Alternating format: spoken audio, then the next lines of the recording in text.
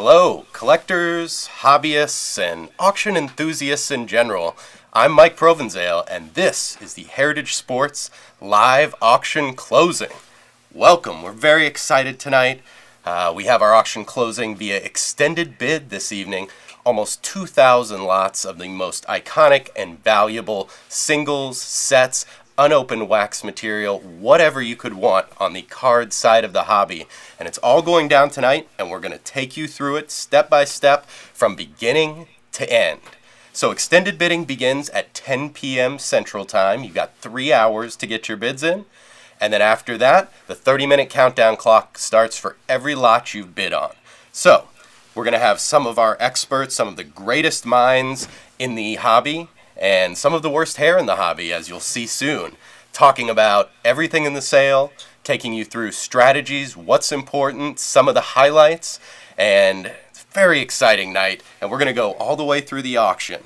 You might be watching us on our homepage. You might be watching us on the recent bid activity page. You can also be watching on our Facebook page or YouTube. If you're on those, please feel free to comment. We'd love to hear from you, answer any of your questions or anything you'd like to see us talk about. We'd love to hear from you. Those of you who are fans of our Facebook Live show, which is every other Wednesday at 2:30, will notice that someone's missing from the set here. My partner, my compatriot, my muse, Tony Giese, could not make it this evening. He's assured us that he's out there working hard, taking in Oh, I'm sorry. I'm being told he went home for a fish fry for the weekend, so he couldn't make it. But, Tony, we know you're out there, and we miss you. And, of course, even more importantly, your sainted mother, Mrs. Giese, we love you too, and we hope you enjoy the show. Now, if you're bidding on items, this is what you want to be watching. We're going to talk about the greatest items in the auction, maybe some unearthed gems that you haven't noticed that you should be bidding on. And we have a brilliant card mind right here in the room. We're right here in Heritage Headquarters in Dallas, Texas. And we're going to bring on our Vice President, Derek, the GOAT, Grady. Derek, come on out. Yeah. Be careful. Thank you for joining us, Derek. This is Tony Giese's seat. I know. Is it warm still? There's probably some food left around. I can't fill those shoes. No one could. Okay. Feel free to move. This is our department mascot, Herman, move here. Right in front of me here? Yeah, right in front. He looks better on. You could hide your face a little bit. Yeah. I'm sure the crowd would appreciate it. See off to the side. Thanks for joining us. Not a problem. It's an exciting night. Yeah, That's what absolutely. we look forward to after we build these auctions. The whole staff is here. They're all pumped up. Hundreds of spectators right behind the camera watching as well. And thank you all for being so very quiet. That is great. Keep it up. We're going to be bringing on some other people, but we had to start with Derek, our vice president, former head grader at SGC, I heard. Little known note. Correct. It's a known fact, yes. So a lot of you out there, I'm sure, know Derek. He's been in the hobby for a long time in many different roles. And how long have you been in Heritage? This will be 8 years at Heritage. 8 years at Heritage. Yeah. And look how far you've come. Does it feel far? It does. It feels like 80 years. But hey, it's good. So let the people know, what all do you do for Heritage? Oh boy. Okay. Here comes the laundry list, ladies and gentlemen. Long laundry list. Okay. So other than making you look good? Yeah. Okay. Which you've done very well, and helping to get Tony Giese hired here? That might be my most significant achievement at Heritage. That's your big draft score right there, was landing Tony Giese. So it's consignments. Right. Doing trade shows. Sure. Processing the cards for auction, sending them out to grading companies. Right. Evaluating cards. Appraisals. You name it. He does a little bit of everything. Everything. He's got his fingerprints all over this auction, too. In fact, if you have a catalog, a lot of his blood, sweat, and tears, not literally, went into that catalog. Literally. We do 3 card catalog auctions a year. This one in the spring, one in the summer, and then one in the fall. So each one's about 2,000 lots. About 2,000 lots. We have cards in our Platinum Night auction as well, as you know. That's right. You're part of that, too. I'm not trying to short you, Derek. And we have single owner auctions, like the T206 set, the Gaudi set, and the Cracker Jack set that we have coming up in May. That's right. Look at this guy promote. He does do it all. Thank you very much. So we had to have Derek on, and let's start talking about The first card in the auction, and one of the most interesting cards, certainly, one of the rarest. We're going to put it right there. What are we looking at here, Derek? We're looking at the first dynasty in baseball. Absolutely. From the first organized league. This team was the first team to get invited to the White House. Okay. There you Andrew go. Johnson invited this team to the White House. That's a great tradition. Started right there with them. Now, I don't know if they had McDonald's, or they had fast food, or did Johnson have Some his staff... 1860 version of McDonald's. Yeah, I think it was before McDonald's, but I don't think they had fast food. They probably had to go hunt their food to bring it back to the table. Not as quick, but not as quick. A little more healthy, I'm sure. But this card's extremely rare. Yeah, 1860. You can argue it's the first baseball card. Have you ever seen one earlier than that? No. Then there isn't one if you haven't seen it, in my opinion. And our other experts that we're in contact with feel the same way. Again, this should probably be in the Smithsonian of the Hall of Fame. There's 3 of these known. The last one we sold for $180,000. This is a clear picture. That one was just authentic. That was just authentic. It had been trimmed. This is all original. It's an outstanding example. And beautiful image there. It's a CDV of the team shot, the vintage uniforms, and my favorite, the facial hair. The facial hair. It's fantastic. A lot of them look alike. Yeah. I've been trying to get someone in our department to grow up mutton chops forever, just for this reason. Geezy might do that. No takers. Is he calling in? Can we get him on the phone? You know, he's so busy working, taking in consignments. Do we do Skype? We could do Skype. Magnus, can you get Tony on Skype, please? Yeah, giant thumbs up from Magnus, our muscled assistant over there. So an amazing card here.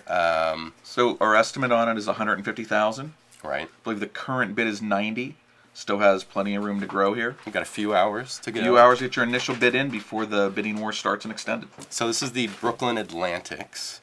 It is. And, you know, not a lot of Brooklyn Atlantics fans out there, I've noticed in talking about this card. There's no Hall of Famers on the card, but it is a famous team. It is literally recognized as the first dynasty in baseball. It does have one player of note. Are you aware of Dickie Pierce, who is on this card? I've heard the name. Yeah, so he was a pioneer of the shortstop position. Okay. And one who's credited with originating what they called the tricky hit, which we now call the bunt. So maybe we should lobby to get him in the Hall of Fame. That's been done before. I'm starting right now. This is where the campaign begins. Pierce for the Hall of Fame. Pierce for the Hall of Fame. Dickie Pierce, Hall of Fame. But, you know, this card is one thing that's great about working at Heritage. You see just incredible material all the time. But this is so rare. So this was an email lead that came to me. I saw the image and did a double take. Got into the grade. Cartoonish double take, I'm hoping. You know, and was like, wow, again? I took in the last one. Now this one comes in, and it's actually Humble nicer. brag, yeah. It was pretty awesome. Consignor's great to work with. Took it to the grading company. They evaluated it. Yeah, good to go. We got SGC graded it right there. Right there. So a fantastic piece. You know, there's 3 known, but if you want this card, this is the time to get it. When are you going to see another one? Odds are probably there are 3 known, and 2 have been discovered in the last 5 years. That being said, I don't think lightning's going to strike again on this. And those last 2 came through you. They did. So it's you're the conduit. Yeah. And it's 1860. It's only 1860 Brooklyn Atlantic cards. I just tend to run into those. Maybe you should be the one with the mutton chops. That's what I'm thinking. I don't know if I can grow them in. I'm not good with beer. Yeah. It's worth trying. It's worth trying. All right. I've done worse. So fantastic card. Go take a look. HA.com. If you're not already on there, you should be. But take a look. Blow up that image with our incredible imaging. And have a gander at that. Now, another heavy hitter right here. Tyrus Cobb. Yeah, a lot of you, if you got our catalog, may recognize this. This was on the front cover of the catalog. Outstanding piece here. Give us a little bit about it, Derek. So the 15 Cracker Jack Cobb, sensitive issue, very thin paper, tough to get even an 8 on these cards. There are 3 known PSA 9s. We sold the last PSA 9, I believe, for right around $400,000. This is sitting at $320 right now before the buyer's premium. This is an incredible example. Well centered. It is every bit a 9. It's It may be the nicest 9. I haven't seen all 3 of them, believe it or not, but I've seen 2 of them. You could knock me over with a feather right now, Yeah, Derek. okay. And I have graded 1 or 2 at SGC. Mm-hmm. I knew that was coming. I will say that this is a phenomenal example and great investment potential here. And Cobb cards are always incredibly popular. King of the Dead Bow era, Ruth and Cobb, those are the key cards pre-war that every collector wants. Ruth, Cobb, Gehrig, Mathewson, Walter Johnson. And, just with the age, it's so difficult to find a card from that era in a great grade. Well, we have for example, we have a 3 in this auction that's at about $7,500 right now. That's the average grade you'll find a Cracker Jack in, is about a 2, 3, or 4 grade. A 9 is, collectors really don't let them out of their hands. I was very honored that my consignor allowed me to handle this. Oh, very honored. That's so humble of you, Notice Derek. the term my consignor. Yeah, Again, it's coming up a lot. It's coming up a lot. It's going to come up on the next card, too, believe it or not. Credit where credit is due. But a beautiful card. That red is just gleaming out of the background there, as you can see. And we're very excited about this one. And we're going to move on to the next one. And they're both running neck and neck. Yeah. Last I checked, they were both at $320,000. And this is the 1932 U.S. Carmel Babe Ruth. It is a Pop 2. There are 2 of them known in the world in this grade. Wow. I have not seen the other higher, one. Correct? There are none higher. I have not. It's a very rare issue. Okay. This is a 32 card set. Small set, jam-packed with stars.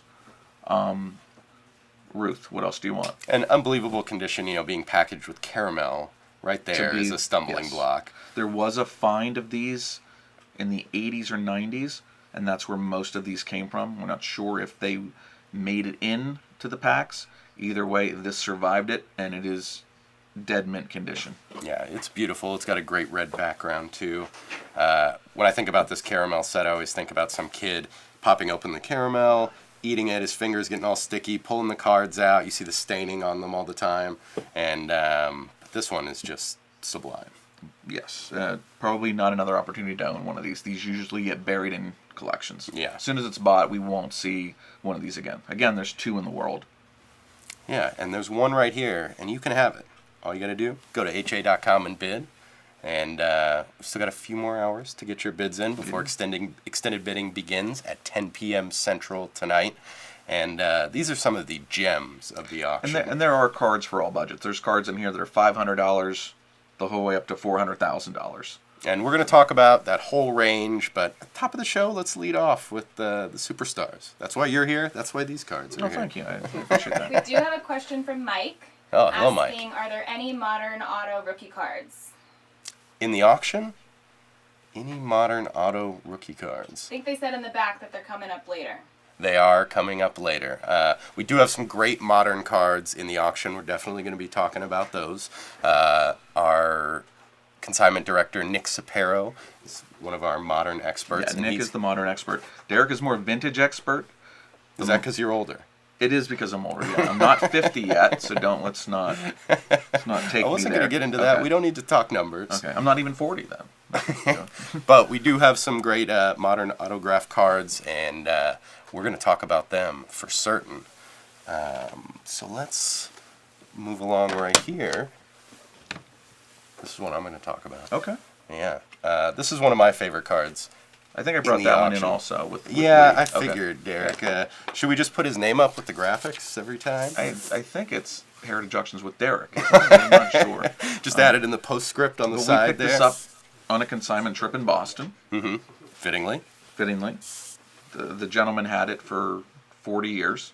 Yeah, this is the rare 1878 Boston Red Stockings Baseball Club Team Cabinet card in an SGC 4. So another early dynasty right here. Yeah. They predated the National League as well.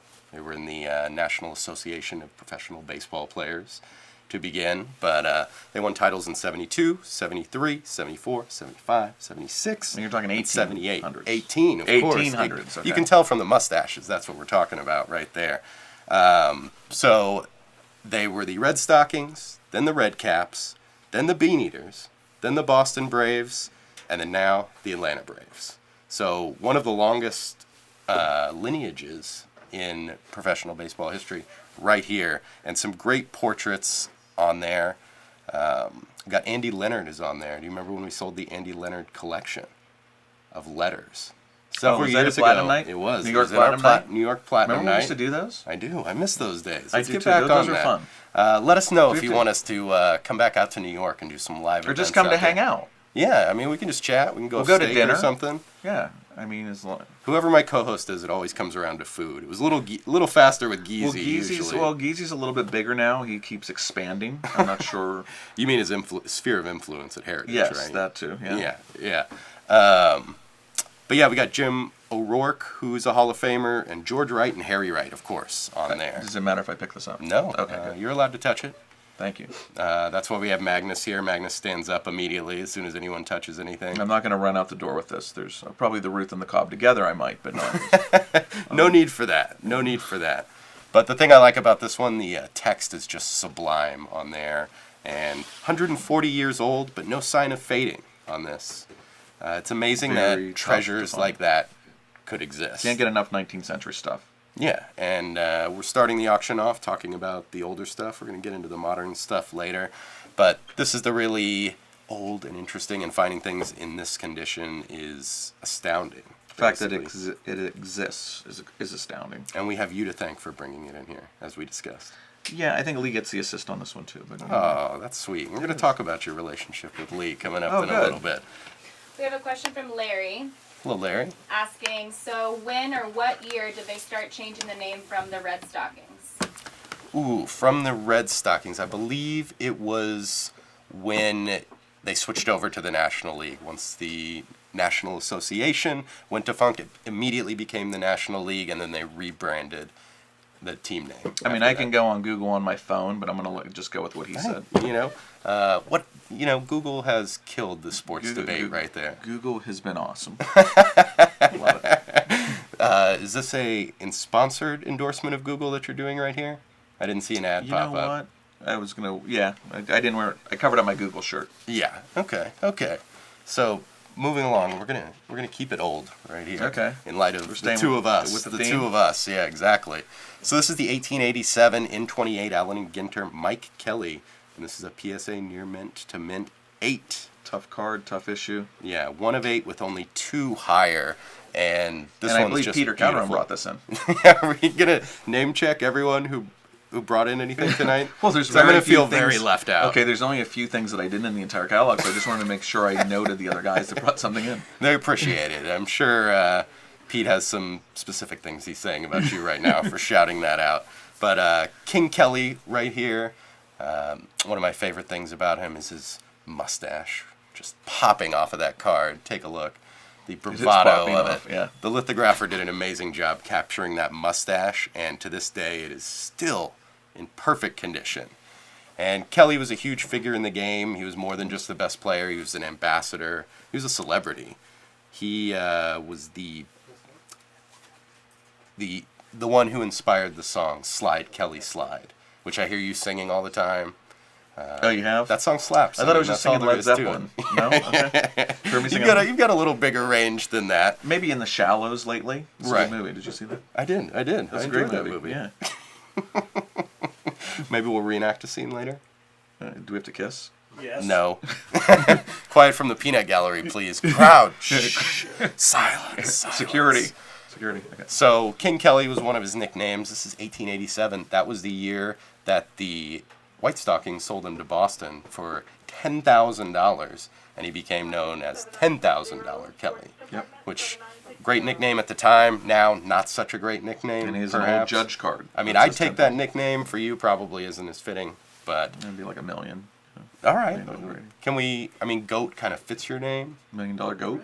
The million. Is there $1 million goat out there?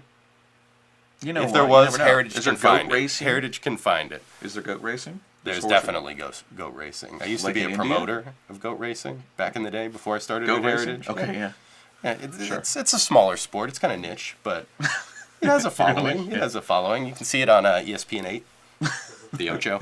Yeah. So great centering on this one. No damage to the back. Also, Yeah, which very you tough because see. they put them in albums. There's usually back damage is a very high grade example And a key 19th century Hall of from Famer. the N28 set, Allen & Ginter. And a beautiful card featuring him. Oh, yes, you're going to pick another guy with a mustache? Of course, I'm going to pick another guy with a mustache. Yeah, William Buck Ewing right Buck here. Ewing. Another great mustache. I think Kelly's is better, personally. But I'm not judging. This is not bad either. This is the 1888 N29 Allen and Ginter William Ewing PSA Mint 9. Mint 9, Derek. Can you believe it? No, not really. Only 76 of these have been graded Is this a by pop PSA. 1 or 2? It's a pop 2, none higher. Of course. None higher, of course. So if you collect this set, if you collect this card, This is an upgrade for you. Yeah, it's going to be an upgrade, no doubt, unless you're that one other guy out there who's just going to hoard. And if you're the other all guy, of them. hoard it. Own the market. I mean, Heritage does support hoarding, that's for sure. Yes. There's no question about that. We encourage it even. No, they'll do it safely, not the stacks of newspapers in your... Yeah, not like not like the show that you watch. Those people have a problem. They have dead animals. Although under we the love bed you and- if you are like that. Yeah, if you're a great. hoarder, You're still a great you're- customer. Yes. No doubt keep about buying. it. Don't stop. Lay off the dead animals. Get them to a vet. But I mean, you can keep buying. Have you been in houses like that? You Oh. do a lot of consignment trips. You pick up...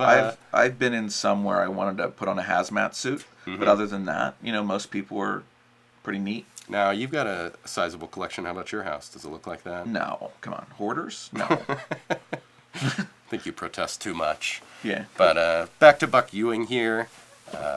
Along with Cap Anson, he was one of the top vote getters from this era to get into the Hall of Fame in Absolutely. 1939, and when it opened up.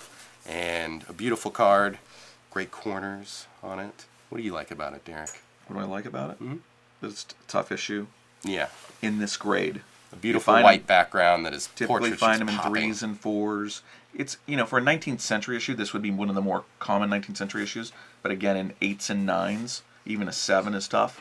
Usually, we just submitted a bunch of these that were found, and they were 2s, 3s, 4s, and 5s. Okay. So to get in 9 is very difficult. Yeah, 8s are and very difficult. we see a lot of material, but whenever I see something this old come in that grade, it stands out. And how could For sure. it not? All right, so now, very special treat. Oh, no. Those of you who know Derek and know him well know that there's something missing beside him right here. That Wait, an Academy Award? I know you haven't won an Academy Award. A Tony, yes, and your portrayal in Streetcar was fantastic, I Thank must you. say. Thank you. Yeah. I don't think I was even in a high school play. Really? Yeah, I didn't know. You've got a great persona for it. Maybe you should get into it. Hit It's us not with too a late. message if you think Derek should start acting. But, Like, so, we're going to bring out his partner, his confidant, his man on the road, Mr. Lee Iskowitz. Come on out, Lee. We have a lot of mascots in our department. Why are we headed This is Darth Maul, guys. Oh, Darth Maul. Okay, come on. Darth In Maul. light of, man, Aaron Parker is going nuts at you calling him the wrong thing right there. I gotta say, apologies, Aaron. I straightened him out immediately. and I'm sure Rennick's not happy either. Yeah, probably Especially not. with her artwork and design. Great Heritage employee, Rennick Hall. Now Rennick Crawford made that for us. She's quite artistic. One of the more talented people we've had in this department. Oh, let's scoot over, guys. Let's get in the screen. Let's get in the Yeah, screen. put Let them me see dead you. center. They get to see me all the time, so push me off. Do they have a wide angle lens for my nose to fit in? You good? And my hair, it's Okay. working. Yes. So, Lee, welcome. Thank Thank you you for very coming. much for having me. Lee doesn't work in our Dallas department either. He works out of the Northeast. Yes, Got some we do. carpetbaggers here coming down for the auction closing. Always an exciting time when they come in, and especially for when the auction's closing. And now we've got the live show. Had to get you guys on.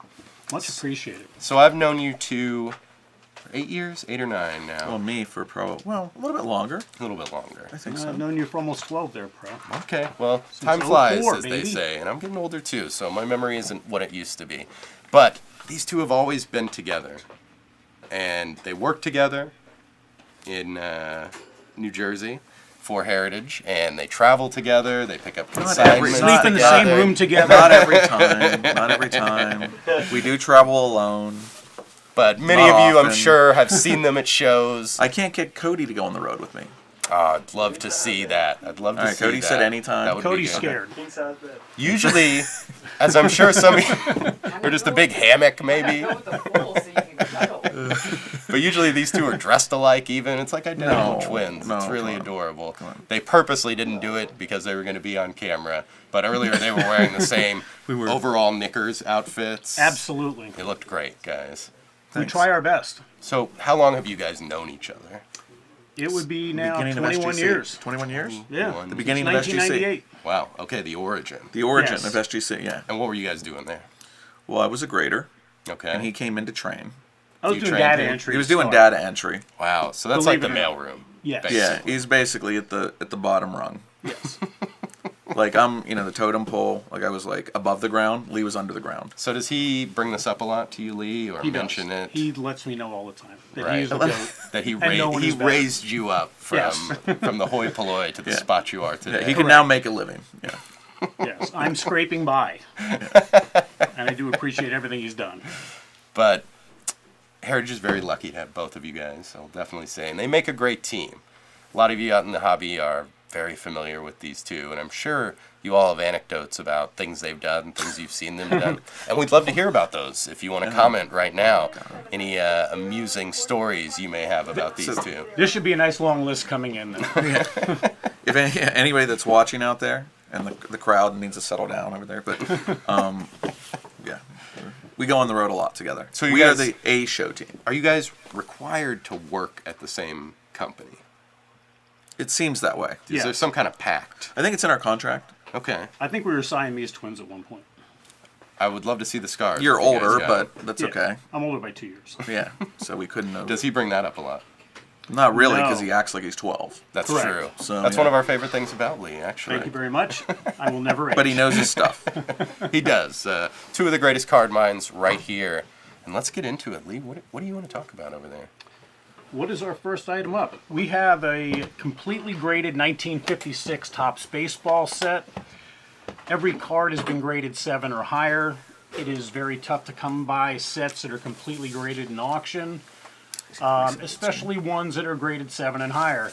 We have this up right now, and I believe the bid right now is at 15. Let's Do check we have that out. We do have that.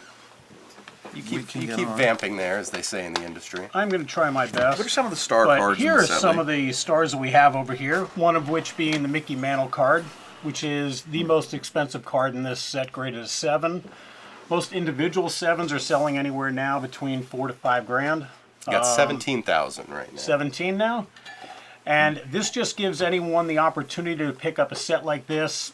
All done, nothing left to be picked up, nothing left to upgrade if you're a near mint person. You want to do it all in one shot. All This in is one it. shot, you are done. So you can definitely take a look at these.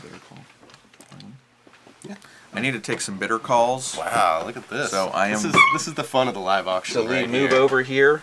I'll move. Yeah, step up, Lee. I'm going to get closer to pro now. You have Tony Giese commenting. Oh, that's what I like to hear. Tony, love you, buddy. Watching. What is he Tony's saying? watching. What's he saying? He's enjoying Milwaukee. He said Mike Pro is GQ.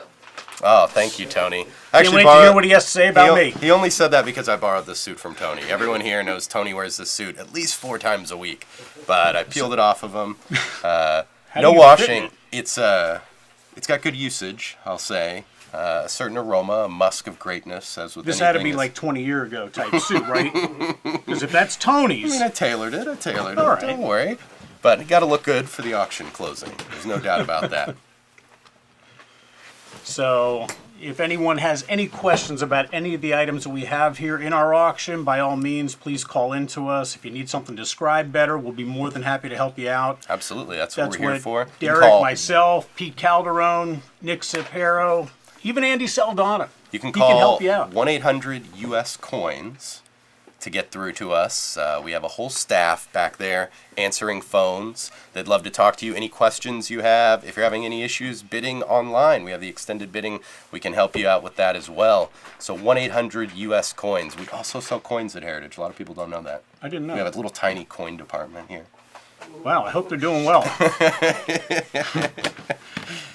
So we So- sell a lot of singles in these auctions, but we have some amazing sets too, and we asked Lee to dig Yeah. into those sets. Some of these, as It's just various years that we have that these are all completely graded. So this is lot 51897. Which is a 1957 Topps PSA graded set. Exactly. Every card in there is 7 or higher, including the rookie cards of Frank Robinson, Brooks Robinson. We've got Don Drysdale, Bill Mazeroski, and many others. You can take a look at the scans that we have online. And like I said, if you have any questions, feel free to call us. What's your favorite card in that set, Lee? My favorite card in this set is probably the Frank Robinson card. Just a nice looking card of him in his batting stance. Always liked this card. Great investment card, and just a great set overall with Let me the ask rookies you, that are in it. let's get personal. Do you own one? I do not. I am actually not a big time collector. I see Really? cards in my sleep from working on them all day long that I really do not collect. So Lee, like Derek, Yes.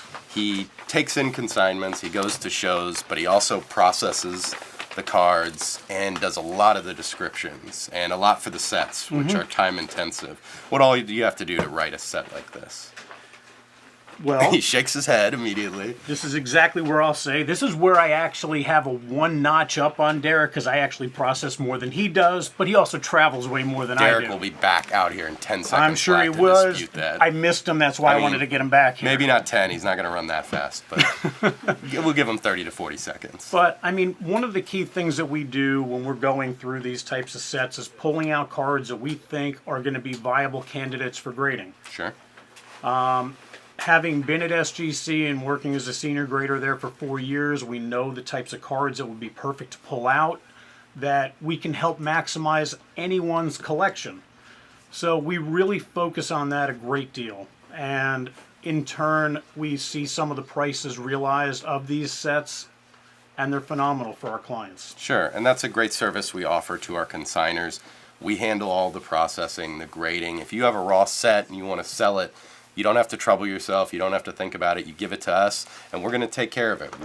The great thing about an auction is we're on the same team. We want it to Correct. sell for as much as possible, and our experts know what to pull out, what's going to give you the bang for your buck getting the grading.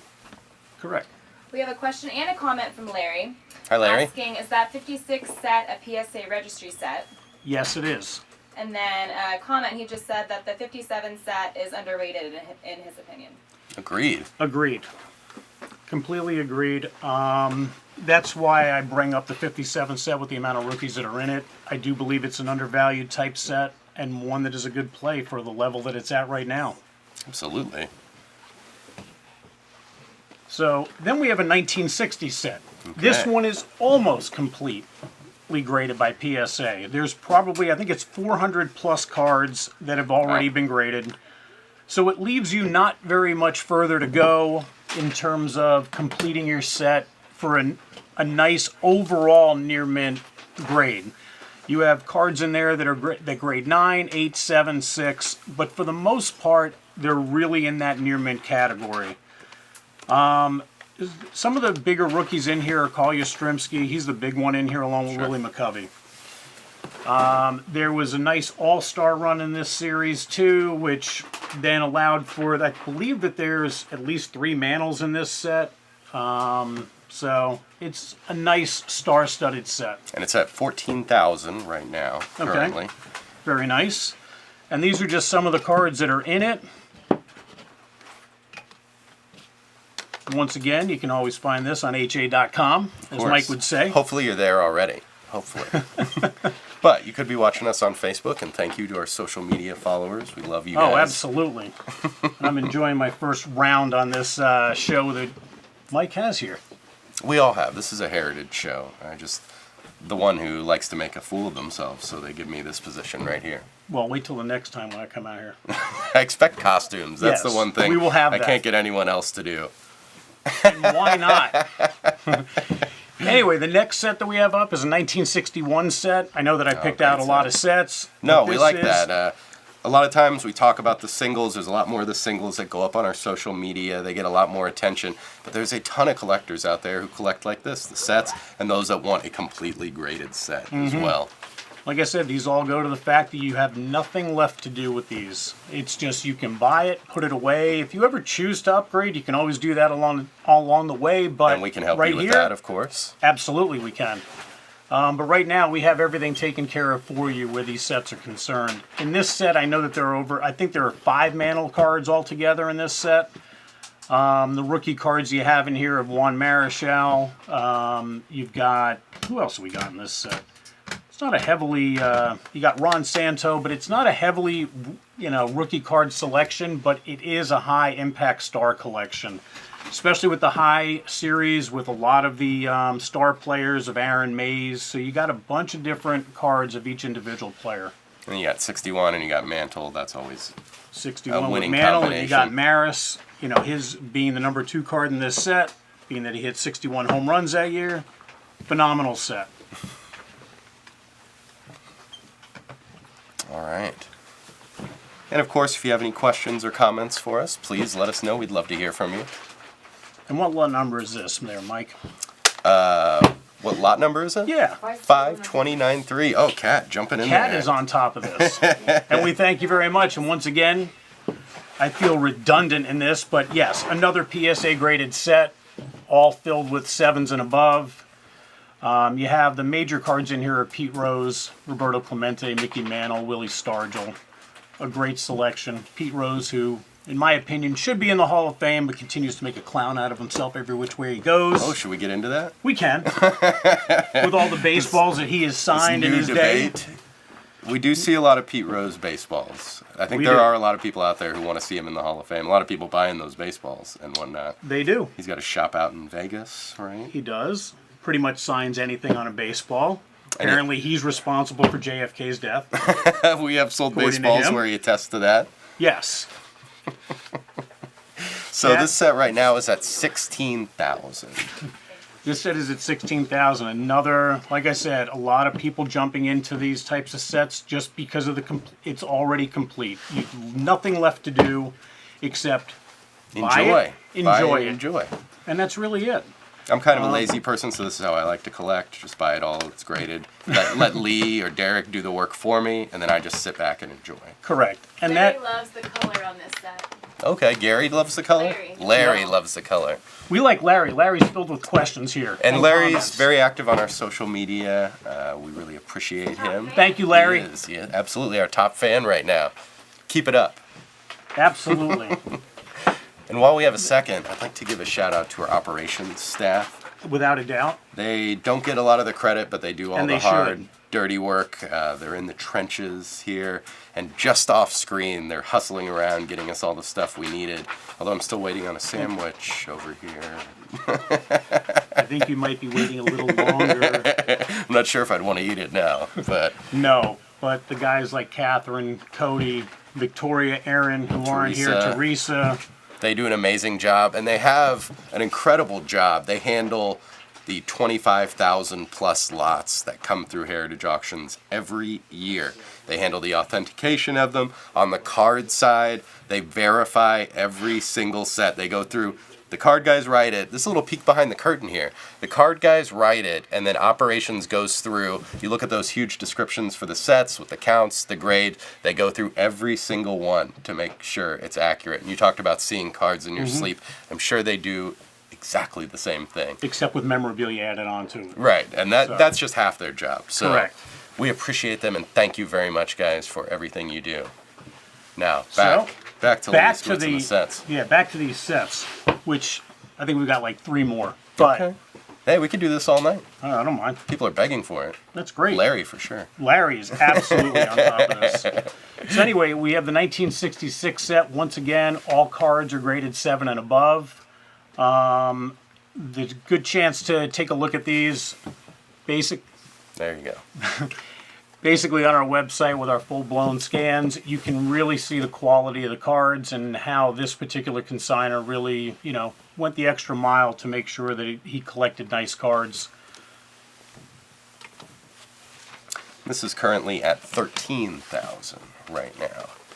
A reminder, extended bidding begins at 10 p.m. Central, so a little over 2 hours left. And this is So- a great set, too. It is. It's a very nice set, with the high numbers in this set being extremely difficult to find and high grade. One of the bigger cards in there is a Grant Jackson, which, if anyone knows, Grant Jackson is probably one of the toughest high numbers that's out there, and a PSA 7. You're telling me. Yeah, I am telling you. Now you know. So, but this is a great quality set as well, and hopefully you get the chance to see this up on HA.com. Absolutely. And so, with you diving into all these sets and writing them, processing them, how do you feel about when the closing night comes and the catalog's done, it's the last night? You know, what are your emotions going on tonight? Put us inside your head, Lee. You know what? It's just the culmination of everything that we've worked for our consigners to try and bring their product to market in the best possible light. So we share in their joy when they're doing well, and we share, you know, hopefully we don't share on the other side of things. Hopefully everything does well and we can just share the good times with them. And then look forward to getting referrals from those people. Of course. As well. That's the thing about the auction business. It's all about your name and what you've done for people. If you don't treat them right, you're going to have problems in the future. You certainly will. You certainly will. The next set that we have is a 1967 set, which has two major rookie cards in it. One being the Rod Carew rookie, which in this set is graded an 8. The Tom Seaver rookie is graded a 7. Another great looking set. There we go. You're an expert at this, trading the cards out. Yeah, I gotta I am. tell you, some people It's can't very handle delicate, it. you know? Card Vanna White. Yeah, I am. Well, I This is a appreciate new that nickname. compliment. Lee has a lot of nicknames. I that's do. For sure. Most of them are not good. But anyway, this is another set that's up. Once again, there's a picture of lot 52154. There's 20 cards in the photo lot, which really represents a great selection of the cards that we have here. Once again, if anyone has questions, feel free to call me. You can reach me at any time at extension 1601. You want to give out your cell number? No, I don't. Okay, good. But thank you. But Lee will talk about anything. You don't just have to Yeah. call and talk about cards. No, we'll talk about anything. You want to talk about the weather? Which I was really hoping for hail down here last night, and we didn't get. We didn't get it. Everyone was disappointed. Very except for Rob disappointed. Rosen. He was glad not to see it. Well, Rob Rosen is still hiding. So, So this set's at 22,000 right now. okay, and once again, very nicely selected cards. Most of these are actually, I believe, that they're in the 8 range, with a bunch of 7s as well, but just a nice selection overall. Standing. This is solid work here, Lee. You just pounded Thanks. through those sets. We do. That's nice. Okay, doke. The next lot that we have up, And a single card, so you can kind of take a I got- break yeah, now. this is a just good sit one. back, relax. so we have a Nolan Ryan rookie, which is lot number 52160. It is graded in SGC 9, which is a mint grade. Keep talking. This card was we extremely fresh. Now I'm the Vanna White. Yes, you are. I met this gentleman at a show. He had just gotten this card out of a vending set, and I said this would be a card that would be phenomenal in our auction. It is centered extremely well. The corners are extremely sharp. The picture on this card is amazing. It is. It's brilliant. Yeah, there is no back chipping or anything like that. Nolan's a It- huge name around it these is parts. a He's very almost a huge god, if not an actual god here in Texas. Correct. And I know that people, you know, we have both PSA and SGC cards. We have a PSA 9 in this auction, which is sitting at 24,000 right now. This card is its equal and is sitting at right now around 10 or 11,000. There's a good opportunity right now on this card to look at it, take a look at the scan, and really blow it up. You will enjoy this card. One of the things that Lee and Derek do, especially on auction night, is they give very honest accounts of what the cards are. They have so much experience looking at cards, especially high-value cards like this, and full sets, and they will shoot you straight on, you know, is it the best 9 you've seen? Is it a lower-end 9? Things of that nature. So we'd love to talk to you. If you're out there bidding, please give us a call. Absolutely. 1-800-US-COINS. Sometime we got to get a sports Yeah, we need a sports tag thing. in that phone number right there. Totally agree. Magnus, can you get in on that? Maybe muscle somebody in. Now, the next lot that we have up is lot 52166. There you go. the biggest card in there, Nolan Ryan rookie in a PSA 8. Now this set is completely graded in 8. Wow. I do believe there are some 9s in this as well, but the majority of it is 8s, including the Ryan rookie, including the bench rookie, including the Mantle, and pretty much every other major star that's in this set. This is the perfect chance to get a near mint to mint set. 0 work to be done. There's not 1 7 in this set at all. If you're a lazy collector. If you're, this would be my kind of set. Jump right in there. Please jump right in. Okay. So that in itself, like I said, is a phenomenal set. You will enjoy this. The colors on these, the borders on these, make the appearance of these cards phenomenal. Yeah, and tough borders on these, correct? Very. Very. They chip up easy. The backs chip because of the yellow.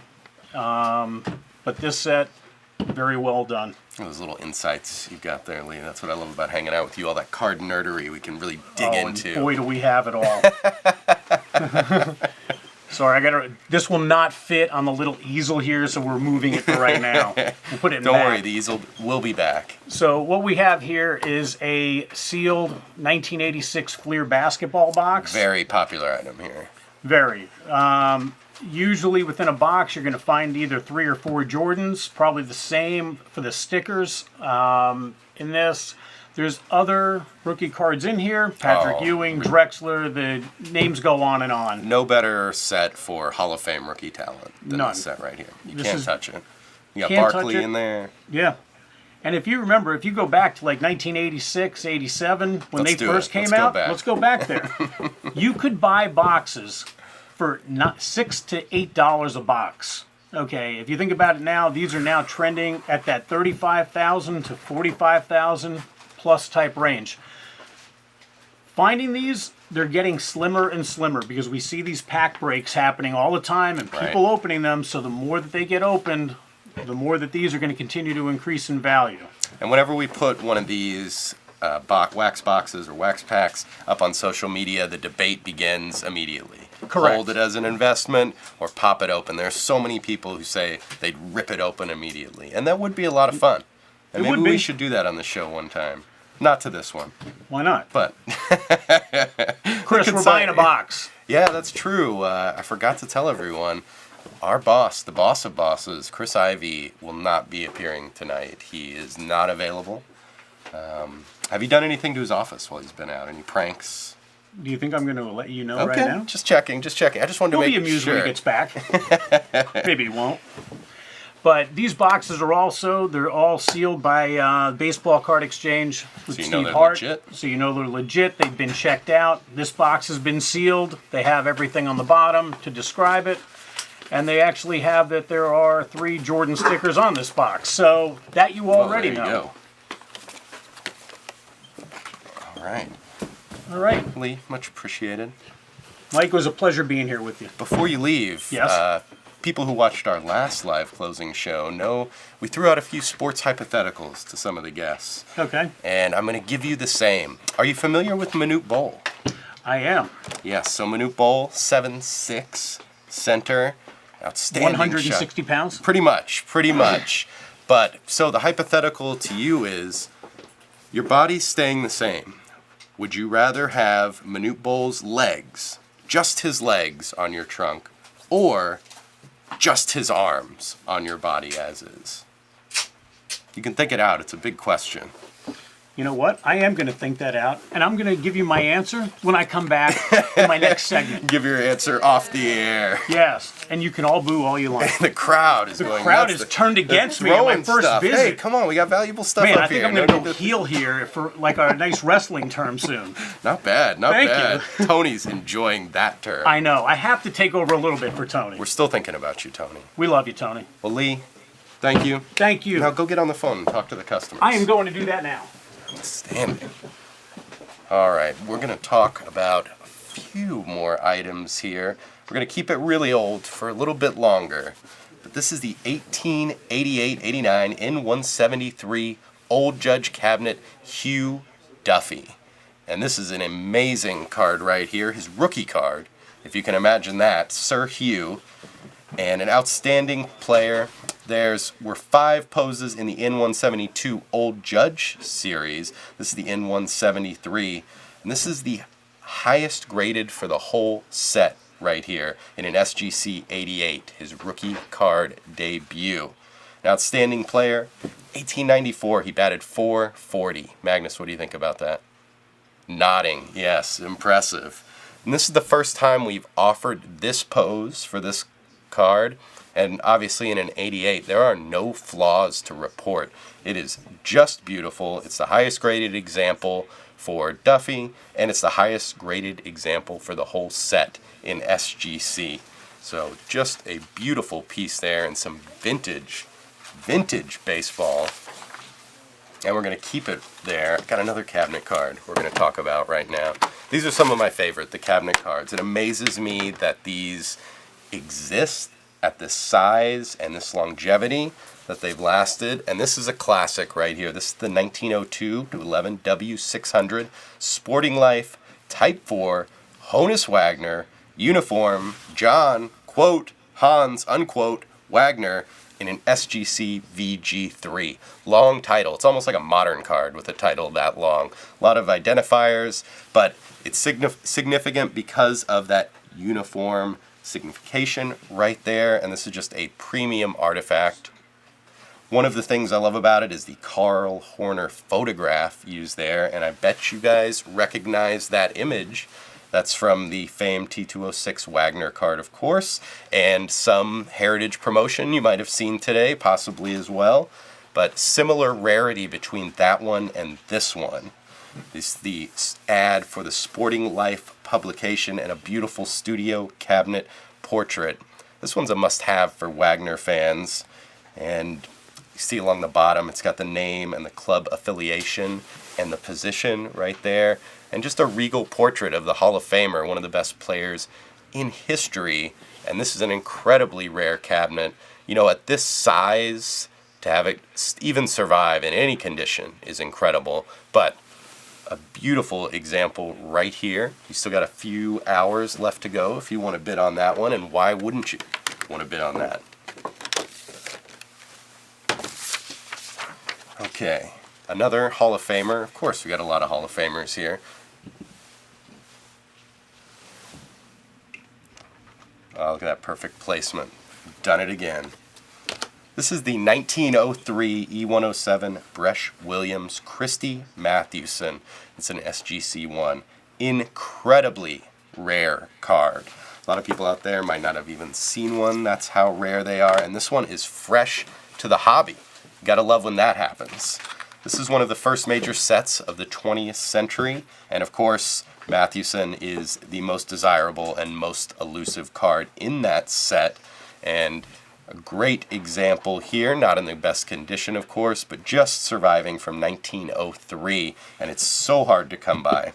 You can count on one hand the Hall of Fame rookie cards that can compete with the rarity of this one. It's only the third we've offered at Heritage, and Heritage offers everything. We see a lot of stuff, so when you can say we don't see it very often, you know that is rare right there. It's got the blank back, you can see in the graphic right there. And this is only the 6th one in an SGC holder.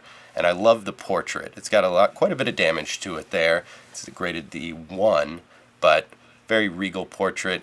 You know, we see a lot of pictures these days, and people are a lot more casual in photographs today. Back then, it was a big event, and you can see it right there. Mathewson, one of the greatest players in history, and this is one of the rarest cards you're going to find. You're going to get an opportunity for it tonight. Alright, and then this one is one of my favorites in the auction. It's very rare as well, but quite obscure. This is the 1904 Pittsburgh Leader Honus Wagner Pocket Schedule in an SGC 84. And just a cool local product from Pittsburgh. The Pittsburgh Leader made it. That's why they're proclaiming him the king of ball players. You can see right there. And then it's got the schedule, Pittsburgh's schedule, on the back. And anything Wagner, of course, is very valuable. Lifetime 342 average. I'm just pulling those right off the top of my head, ladies and gentlemen. The thing I like about this one, so it's printed on celluloid. unusual material, certainly, and something that would be difficult to make it last this long, well over 100 years, but a very unique item. And that's a great thing about working at Heritage is you see these unique items all the time. And this is one, I'd never seen it before. As we said, only 6 in SGC. This is a Pop 2 with none higher. So, very unique item. Likely you don't have one in your collection, but tonight's the night if you want it. Grab it right now. This is the Pocket Schedule from Honus Wagner. All right. Ladies and gentlemen, I just don't feel comfortable up here by myself. Usually I have Tony and his charisma, his aura, his musk just enveloping me right here. So we don't have Tony, but we do have someone with an equal musk. So we're going to bring out now Mr. Jack Spooner. Breathe it in. I'm not sure I want to be known for my musk, but if I'm going to be known for anything, it's not bad. It's not bad. It's not bad at all. Well, welcome. Thank you. We'll see if we can find a few other things to make you known for here. But I'd appreciate that, but we'll just follow musk enthusiast. And then we'll add a few more things as we go. Sure. He also is a brilliant hobby mind. I know he looks young, but that belies the intelligence he has there and the experience. He's only been with Heritage for a few years, but a great member of our team. And Jack, what do you love about working at Heritage? Let's toot our own horn here. I love the uniqueness, and I thought of something right as you were talking about that pocket schedule, because I was writing one for our Hall of Fame auction that we've got coming up this summer. Absolutely. It was a 1909 Detroit Tigers pocket schedule, same size and everything. We've posted this one before on our social media, but I discovered something new. So Ty Cobb won the Triple Crown that year with 9 home runs, all inside the park home runs. All inside the park? All inside the park. But he also won the only quadruple crown that's ever been won because he stole 76 bases as well. Jeez, that's quite the season. Yes, it is, and obviously nothing's been replicated since that in over 100 years. So if you had to pick someone who could replicate that in the game right now, who are you going with? I think the closest you're going to get it is Mike Trout, because he's got it all. I don't think he's going to be able to steal 76 bases with some of the speedsters we've got out there. Probably not. But if there's anybody that's got a chance, it's him. You think he can top 9 in the park home runs? No, I don't think anybody's. Is that a record? Is that a record? Probably not, given the ballpark dimensions of yore. But maybe we'll see. We'll see. So Jack, among many other things, he writes our weekly sales, which you can find every Sunday. We have 4 sales up. Each Sunday, one sale closes via extended bidding also, and another sale opens. And this is more for material under 1,000, 1,500 and under. But some great items that we have in there, and quite a bit of items. So Jack gets to see a lot. I see quite a few items, over almost 2,000 already this year. That's right, and a lot of group items, I believe. Yes. Yeah, so if you've never checked out our weekly sales, you should definitely check it out. We've got some great items in there and some gems that you can unearth there. Absolutely, a lot of unique and interesting stuff that maybe doesn't have the proclaim and the acclaim and value of things in the catalog. Not yet. Right. But it could. We've seen a lot of graded magazines do exceptionally well, which in the years past they might not have done as well. Maybe a couple $100 here, but definitely some doing $800, $900, $1,000 and up, with some high graded unique issues. So if you could be on the cover of any magazine, Jack, what would it be? I think I've got to go with Sports Illustrated. Okay. I work in the sports department. Common answer. Sports Common Illustrated. answer. If you're appearing on Time and other news magazines, it's not 100% for a good thing. Now, people have appeared on Sports Illustrated, not for great things either. But rare. Pete Does that happen? Rose, Barry Bonds, people of that nature. But Lance it's much Armstrong, more maybe. rare than Lance Armstrong, but it's certainly easier to appear on a tabloid Sure. for doing something. For me, I've not always as wanted to be on the great. cover of Cat Fancy. I've been featured inside it, in the pages of it, but haven't made that cover yet. I'm still working on that. Cat Fancy, I'm gonna get there. Don't you worry. I wish you the best of luck with Thank you, and I appreciate that. I get that reaction a lot from people. when I I'm tell sure. them that. I'm sure. So, Moving on from Cat Fancy. I mean, we can stay on Cat Fancy as long as you'd like. I don't have that much to cover with Cat Fancy, but okay. we'll let you riff on that later. We've got. So let's talk about some items. We've Is that got what you're saying? some more unique and interesting things that. Yeah, the items you picked are very unique. Yes, I've gotta this say. one is a 1912 Case Automobiles featuring Joe Tinker postcard from 1912. Wow. It's only one of a handful that exists, and these cars are exceptionally rare as well. I was doing some research on them, trying to find things out about them, and one article I found said, you're lucky to see one in your lifetime. Okay, I definitely they haven't were- seen one. Yeah. What model car is this? It's a Case. It's a threshing machine company that decided to get into the car market in the early 1900s. Sure, the market's And hot at the time. They made high-end cars, whereas your average Ford would cost a couple $100 to $300. At the time, this was $1,000, $2,000. Oh wow, that's quite a difference. So it's probably comparable to a mid to higher end Mercedes-Benz now. And so this was a short-lived car because not a lot of people had that money back then. Whereas Ford succeeded in producing a car for the people. They just kept pumping them out for Yes, the people. yes, they did. But this one, I mean, Joe Tinker, obviously, of Tinker to Evers to Chance, the famous trio for the Cubs. Sure. Just a really interesting card to me, and obviously you don't see them a lot. And let's you don't see let's take a them. look at the back here. That's You what I don't wanna see cards with guys any time after this period in cars.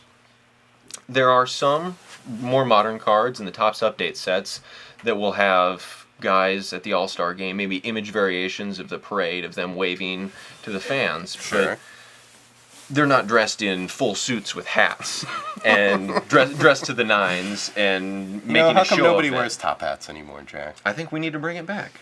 Maybe Next show, maybe for our next definitely. show we do top hats. Because then when you get celebratory, they throw that top hat up Yeah. in the air. That has a great effect. I love looking at some of the old baseball photos, and you see the Everybody's stands. in a and hat. Everybody's in a full suit and a hat.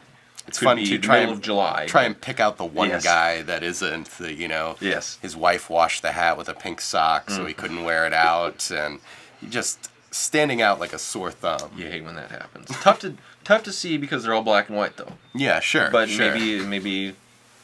if lighter you've got the shade. time Yes. to pick it out, if you got the time, I gotta say I've never seen this card before. But And I don't think that you'll ever car see one is- again. That This car was is baller. I gotta one of the only say. ones that SGC has seen of this variety, and the only one with that specific promotion.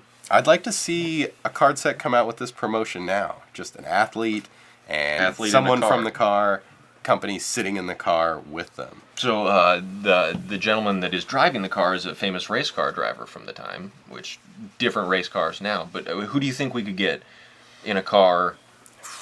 Who's the race car driver we get, and who's the ball player we get to do the card set now? I think we're going to have to go, probably Dale Earnhardt Jr. is going to be a good one, a big name. He likes those kind of promotions Absolutely. and things like that. He's willing to throw his We get a name nice out there. Mountain Dew on the side of the car. Exactly. Look at the sports knowledge he's throwing Yes. out there. Impressive. We don't have any Mountain Dew without Tony here either. Usually he keeps us well stocked in that and Pixie Sticks, but we've really been lacking. I couldn't tell you gotta the keep last the time I energy had up. either a Pixie Stick or a Mountain Dew Oh, we might have to change that, Mr. Spooner. with our top hats next auction. Top hats, Mountain Dew, and Pixie Sticks. Mark it down. It's coming. All right, so our next card, we're Brilliant. moving up. Still another Hall of Famer, Okay. but good, we're going top shelf Hall of Famer here with Babe Ruth in 1920. Wow. Hand cut W520 card. I've never seen this one either. Why I chose this one? It's one of his first cards with the Yankees from 1920. He gets traded in the offseason in 1919. Babe Ruth's curse starts, and the Red Sox don't win until 2004 again.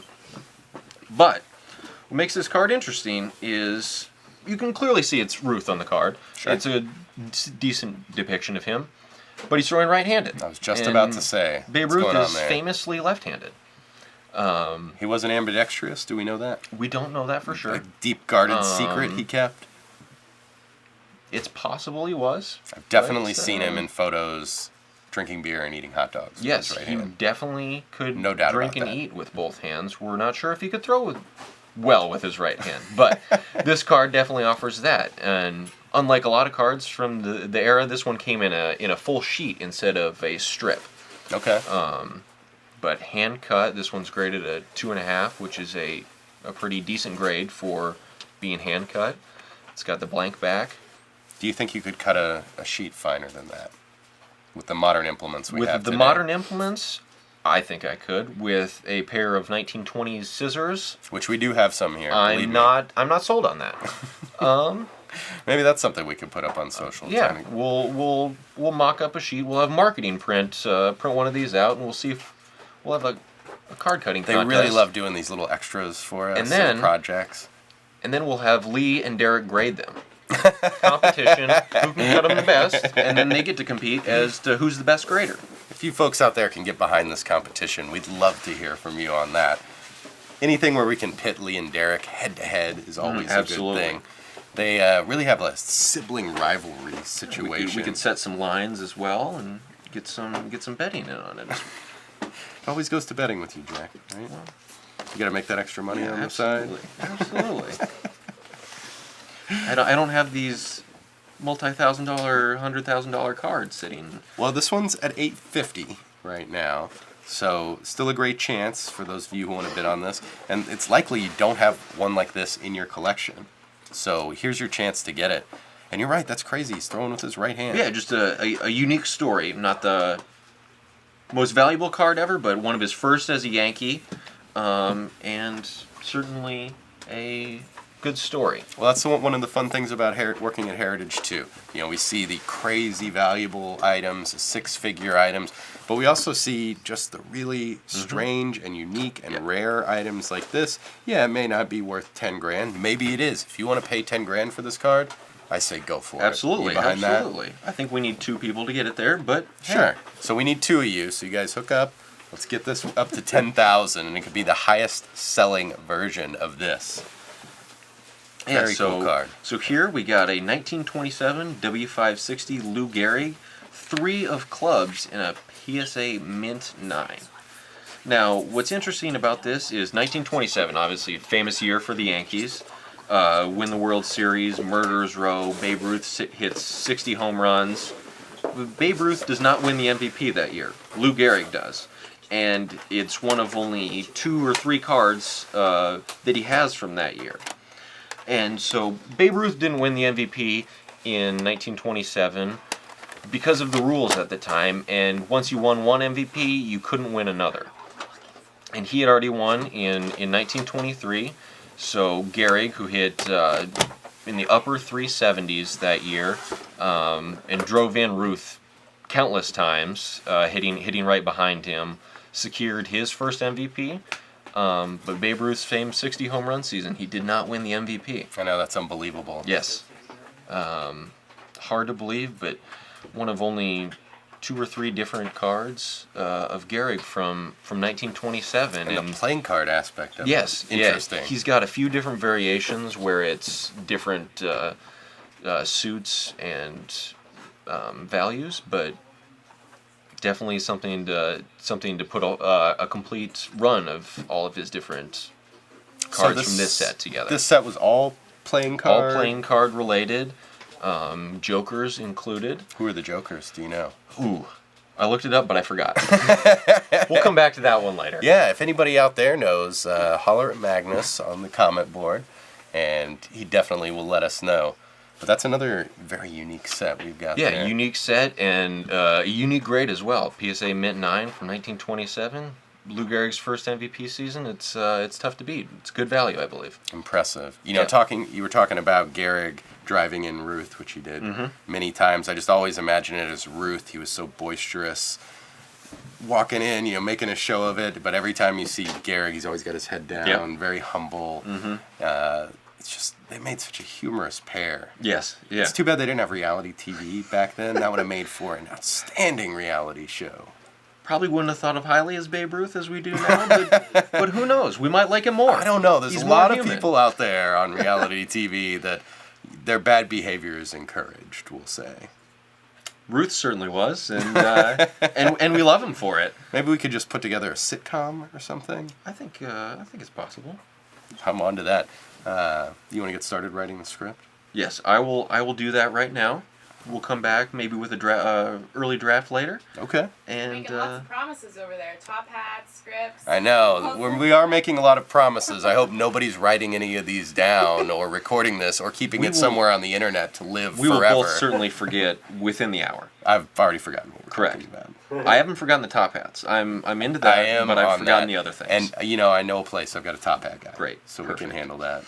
Jack, thank you very much Yeah. for joining us. I will be back on later for You sure. better. You better. Take your playing card with you. I You can will. put it right back up your sleeve.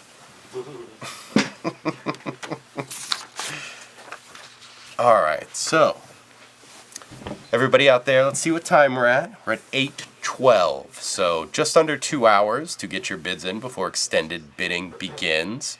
And that's at ha.com if you happen to be watching on YouTube or Facebook. You can also watch this on our homepage at ha.com/sports. And I highly recommend, if you're not, to watch it on the recent bid activity screen. It's a very cool feature we have on the website at ha.com where you can watch live the new bids pop to the top. You don't even have to refresh. You can see what's going on. You can notice when things are getting hot, maybe something you see it gets a bid, but it's not quite where you think it's worth, and you can go ahead and get your bid in. Because once extended bidding starts, you can only bid on lots you've previously bid on. So now's a good time to look through the auction, look at some of the things we've been talking about that maybe you're interested. Jack bringing out some of those very unique and strange cards there. Maybe you've never seen those before, and it's something you want to add to your collection. Go ahead and get your bid in now. And so we've got, while we're talking sports, as we are going to be talking all night, we've got the trading card auction right now. But this week we were finishing up our memorabilia catalog for our May memorabilia auction. That sale is going to launch this Saturday on 4/20, and the auction closes on May 16th. So, we separated a few years ago. We used to do the cards and the memorabilia in one catalog. Now we've separated them into two. This is the spring card auction. Spring memorabilia is up next, and I got to tell you, we have some incredible items in that auction as well. As with the cards, it's all sports. It's about 2,000 lots, and it's everything you could ever want. We've got autographs, game-worn material, game-used, original photos, rings, award, artwork, whatever you want. So that's going to launch on Saturday. If you're on our website, ha.com, you can go ahead and look at the preview right now. You can even start tracking items. But we're going to start talking about that sale very soon. And then after that, Derek mentioned we have a set registry auction coming up, and it's the 1915 Cracker Jack set, the #1 set on the PSA registry. Each card is going to be sold individually, and there are some amazing cards in that set. So that's going to be coming up in a few months too. So let's continue on. We're here to talk about cards. I got off on a tangent there. So now we're going to do the next lot, which is the 1911 T205 Gold Border Baseball complete set. And a complete set of this is very hard to find, of course. 1911, and this set is a favorite among collectors. We posted something about it on our social media a couple days ago. A lot of people got very excited, so I figured we should talk about it now. 209 cards. This was updated from the white border to the gold border, because if you can, why not? Go gold, right? That's the age we live in now. That's how it was back then. And they replaced the colorized photo-based likenesses for illustrations on this one. And I'm a big fan of this set. I love all the graphics they have added on there, the facsimile signatures, the team logos, and the equipment. Some great Hall of Famers in there. You've got Ty Cobb, Walter Johnson, Addie Joss.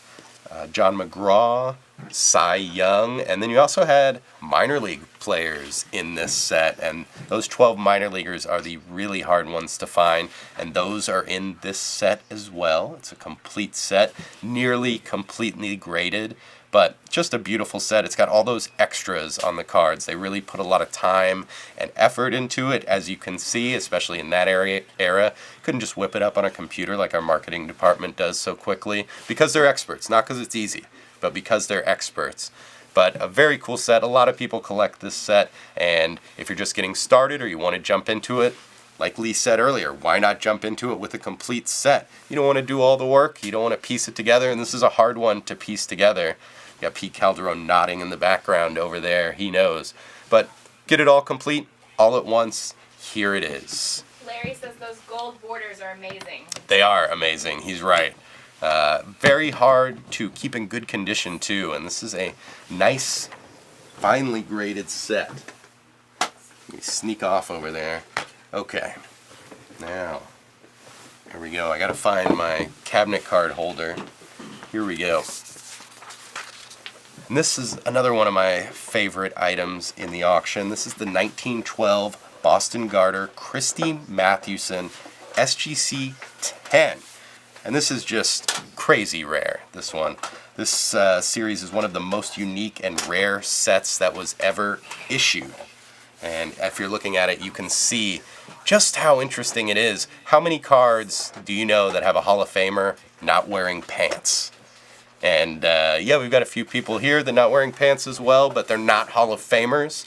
But this one is, you've got Christy Mathewson right there, just lounging in the clubhouse, no problem, no worries. But the reason they had to have him pantsless on this set is because they were selling the Boston Garters. Something you don't see a lot in today's men's fashion, I gotta say. I know our cameraman Sven is a big fan of the garters to keep his socks up, and I gotta say his socks are always in pristine condition, just like Christy Mathewson's right here, as you can see. But all the cards in this set, there were 16 players on the checklist, which you can see on the back right here. But they all are in a very similar pose and a very similar situation. They had to show the garters. It was an advertisement, after all. So they always still got his uniform shirt on, however. So he's still got the jersey, just whipped the pants off and then I guess threw the shoes back on is what we're assuming here. Advertising isn't a perfect science. But this is a very cool item. They could be bought from the retailers or direct from the company. We believe that they were also issued in strips as well, which I haven't seen one of those, but I would love to. But the price for these back then, 8 to 10 cents if you were buying them in person, 16 to 20 cents through the mail, so very affordable. It's strange to think that there might be some kid out there who said, gosh, I'd love to have that ad of Christy Mathewson pantsless. You know, I've got all these Mathewson cards where he's wearing pants, I'm getting kind of tired of them, but this one, this is the one I need. So, this is the only Mathewson graded example on any census right here. So if you want one, this is the one you gotta get, and get it tonight. It's believed to be only a few dozen in existence from this whole set. And this is another one, as with most cabinet cards, the large dimensions and the limited production, especially for something like this, just made it very unlikely for them to last till today. And here's one right here. So we think this is going to do about 75 grand. But another thing I really like about this card that we noticed the other day, if you can get in there just a little bit tighter, Sven. We were looking at it, and you know, it's a very interesting portrait, but if you look right here, you can see in the background there's a brutal assault happening on this card right here. Man being attacked with a bat. Mathewson now, he doesn't care. He's got his pants off, he's just lounging, but right back there you can see somebody's getting beamed in the head with a bat. And I haven't seen that on another card either, so a lot of firsts on this one. And one of my favorite items when we came in, this is one that we see a lot of items at Heritage for sure, but this is one that when it came in, the whole office stops down. Nobody had ever seen one before. You got to take it, your opportunity to look at it. And very original, very cool piece, and it's going to make someone's collection go up a notch this evening. All right, we're going to keep it with the oversized items, and we're going to keep it with the garters. This is another one right here. This is lot 51251. This is the 1914 Boston Garter Rabbit Moranville, one of my favorite baseball nicknames right there. This is an SGC 60, excellent 5. There are only 2 graded examples on the SGC and PSA census of this card right here. And I love the portrait of Moranville. It's right in the midst of pitching right there, throwing. He played 23 seasons and made the Hall of Fame. So his only World Series title came this year, 1914, with the Miracle Braves. But there's fewer than 20 examples from the 12-card set of this that appear in any slab. And as we said, there's only 2 graded examples on the SGC and PSA census of this one right here. Another one with the garters. This one, he's got pants on. So if you're into the pantsless image, sorry, this one doesn't have it. But it does have a lot for you, especially the rarity of it. This is the highest graded example of 2 examples, as we said. And this is the highest graded example for the whole series right here. So if you love the Boston Garters, they're very hard to come by. This is a great one to get. It's right at the top. And that's one thing that we love to offer at Heritage is the one-of-a-kind, the cream of the crop, the one-of-ones, all of that. And we've got it right here with the Rabbit Moranville Boston Garter card.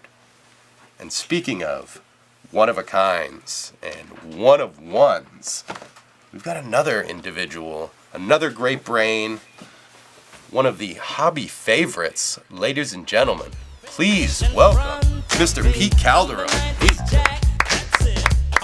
there he is. The crowd's going wild. He's a crowd favorite. Pete, how you doing? My socks dip on the road, so I don't need a Boston Garter. No, I don't need garters. I've got great elastic on my Keeping my socks. pants on tonight. Just constant bragging from this guy. Yeah, everybody's keeping their pants on. Everybody's keeping their pants on. So thank you for joining us, Pete. Oh, thank you. Pete is another tireless worker that we have here at Heritage on the card end. These card guys put in a lot of work, I gotta say. Yeah, It's it not takes an a long easy time. job. It is a lot of fun, I know, and there's a lot of people out there, a lot of our followers and clients who are very jealous of our jobs. Oh, absolutely. Yeah, no, So- can't complain. Let the people know what all you do for Heritage. Another laundry list. Well, coming yeah. here. Primarily, I am a cataloger, so I handle the descriptions in the catalogs. And as I've said before, if there's a typo, someone else wrote that one. Likely Lee. But I also take in consignments, and just the idea that I'm basically paid to play with baseball cards all day. It's true. It's a dream job. right? Absolutely, yeah. I mean, would you do it for free?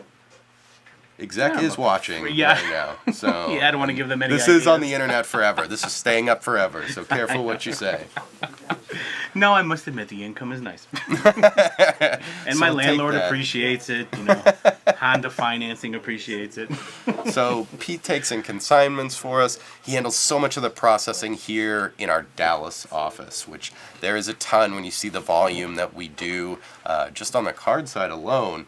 And nearly every single item goes through Pete's office. Pretty much, yeah. And I mean, once again, we've got over 2,000 card lots in this auction, which We do. at one time was like a great thing. We were all happy. Now it's kind of becoming the norm. Yeah. Which no, is nice. no auction Which is is nice. normal. I'm not No complaining, auction yes. is normal for sure. But we do a huge amount. It's one of the best things about Heritage. We see a lot of turnover. We offer our clients a lot of items and in quick, rapid succession. And Absolutely, yep. Pete does a lot of handling with the catalogs too. Once we make the catalogs, there's a lot of proofing process that can get a little tedious, and Pete is one of the best at that. I've got to I say, don't he know finds about that. he finds all those little typos that somebody else is putting into the descriptions and fishes them out. We like to give people a little peek behind the curtain here. What's it like to work at Heritage? It's not all just ultra rare items and gawking. No, that's the fun part. But I mean, what makes it fun is you got a great crew. There's good people that work here. Everybody, pulls their weight. There's no slackers. You don't want to name names on anyone that doesn't? Well, they told me not to. So. Okay, fair enough. Fair enough. But no, I mean, it's everything. It's the atmosphere. It's what we do. It's a fun job. You get to work with something that I love. I've been a collector ever since I was a little kid. Yeah, when did you start collecting? I bought my first cards when I was about 10 years old, actually. Wow. Yeah, it didn't start with So anything only cool 15 like years football ago, or baseball, right? but the first cards I bought were King Kong cards. Really? Yes. Do you Those still are the collect that set? I still have those cards, yes. Wow. I still have those. The first cards you bought. When Star Wars came out, I was a huge fan. I have all my original Star Wars cards, and Wow. Pete is a true collector. He's got a fabulous collection, although he'll never let me see it for some reason. Probably wise. much But too valuable. another thing I love about Pete is he is a fan and expert on the obscure on the card Oh, side. yeah. You know, when somebody calls in and they've got something and a lot of us are shrugging our shoulders, Pete knows it. He's like, oh, do they have this card or whatever? Do they have the Fay Ray card and that King Kong set? That's the greatest part for me, because even after doing it for this many years and being a collector for a long time, there's always something that comes up that you've never seen before, that you heard people talking about at shows, but you've never seen one, and pretty much all of a sudden one comes through the door. That's probably the greatest, the most exciting part of this job, and sometimes just opening the mail. Yeah, it's that's a true. lot of fun. Very true. You never know what you're going to get through the mail at an auction house. Oh, no. Sometimes it could come in just a regular gym shoe box with duct tape on it, and you open it up thinking, Lord knows what might be inside here, and it turns out it was a gentleman's 1952 Topps cards. Yeah, you got some gems in there. The mantle graded a 7. We wound up selling his collection for over $100,000, but I'm not kidding. It came to us in a shoebox with duct tape. He didn't even tell me he was sending it. I talked to him at a show, and he said I wanted to sell, and then all of a sudden this box shows up, and I just couldn't believe it. One thing that's cool about our department, we receive stuff shipped to us all the time. We have a huge shipping department, and shout out to those men and women Oh, who yeah. Oh, do my the gosh. shipping in and out. It's unbelievable with 35 departments. But we love what you guys send in your consignments, the boxes you put stuff in. Because sometimes our department, when we receive it, it looks like what Amazon must look like. You Yeah. got vacuum cleaners and beer boxes and Oh, yeah. TVs and shoes. Basically whatever's at hand, and then you're throwing your treasures in them and sending them to us. Yep. Absolutely, yeah. We could start a collection of just the different boxes we get in. We should start posting that, actually. Maybe we'll do that. Am I making more promises? Is anyone keeping Yeah. track of this? Our shipping department's probably the unsung heroes, because, everybody, as soon as you win something, you want it right away. Sure. So, I believe we do something 300 boxes a day we send out Oh, as easily, a company. yeah. So, they just do an incredible job, and And these are all expensive things, fragile things. Right, You want exactly. people to receive it in perfect condition. Absolutely. And it takes a lot of work. And they have an incredible team over there. Mm-hmm. I hope you guys are watching shipping. Although they work so hard, they might be sleeping already. I'm sure they turning are, in. They yeah. also got to get here early to meet the FedEx and Don't wanna post office shipments exactly, every yeah. day. No one wants to stay up late to talk about bubble wrap, I guess. All right. Maybe we'll do a bubble wrap show But it's sometime. fun popping bubble thing. It's true. We see a lot of bubble wrap here. I know my kids are very jealous of that fact. Certainly. So Pete picked out some of his favorite cards and items from the auction. So what do you got? Let's start off. All right. The first card up is an 1887 called N175 Gypsy Queen Pud Galvin card. So now Pud Galvin was one of the big 19th century Hall of Famers. Great name too. Exactly. Yeah. That just don't want says to know 19 how he got the That name. says 19th century That's right, right yes. there. Oh, there were some great nicknames from that era. Yeah. And there is the standard set from that era is the N172 Old Judge cards. Same company, lesser known tobacco brand is Gypsy Queen, and there's a whole separate set, but these are a lot harder to find. Not that old judges aren't easy, but where there might be 10 or 20 known old judges, there's one Gypsy Queen. A smaller And set there's too. I'm guessing. smaller number of people known. Still new. Just a couple years ago, we had an uncatalogued subject, so there's still new ones being Wow, discovered. I always love that. when Exactly, yeah, Even when this it's something you've over never seen 100, before. well over 100 years later, we're still finding new ones. Mm-hmm. And if you have a new one, Yeah. ha.com is where you need to go. Or if you just think you have a new one, don't take chances. Yeah, we Give have us a no call. problem telling you what you have, whether it's good or bad. We'll shoot you straight. We do free appraisals. Absolutely. So if you got something, you're wondering what it's worth for whatever reason, you want to sell it, you just want to insure it, you just want to know what you have, give us a call. We'll let you know.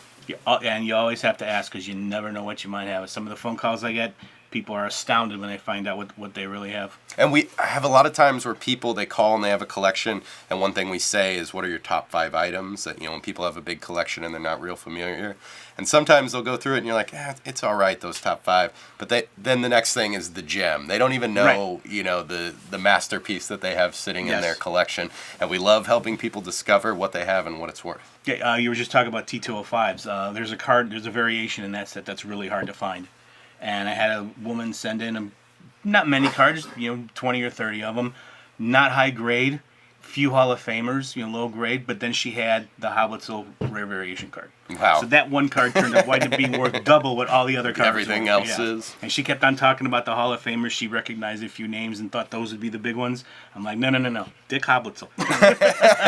What was that name? Dick Hoblitzel. Wow.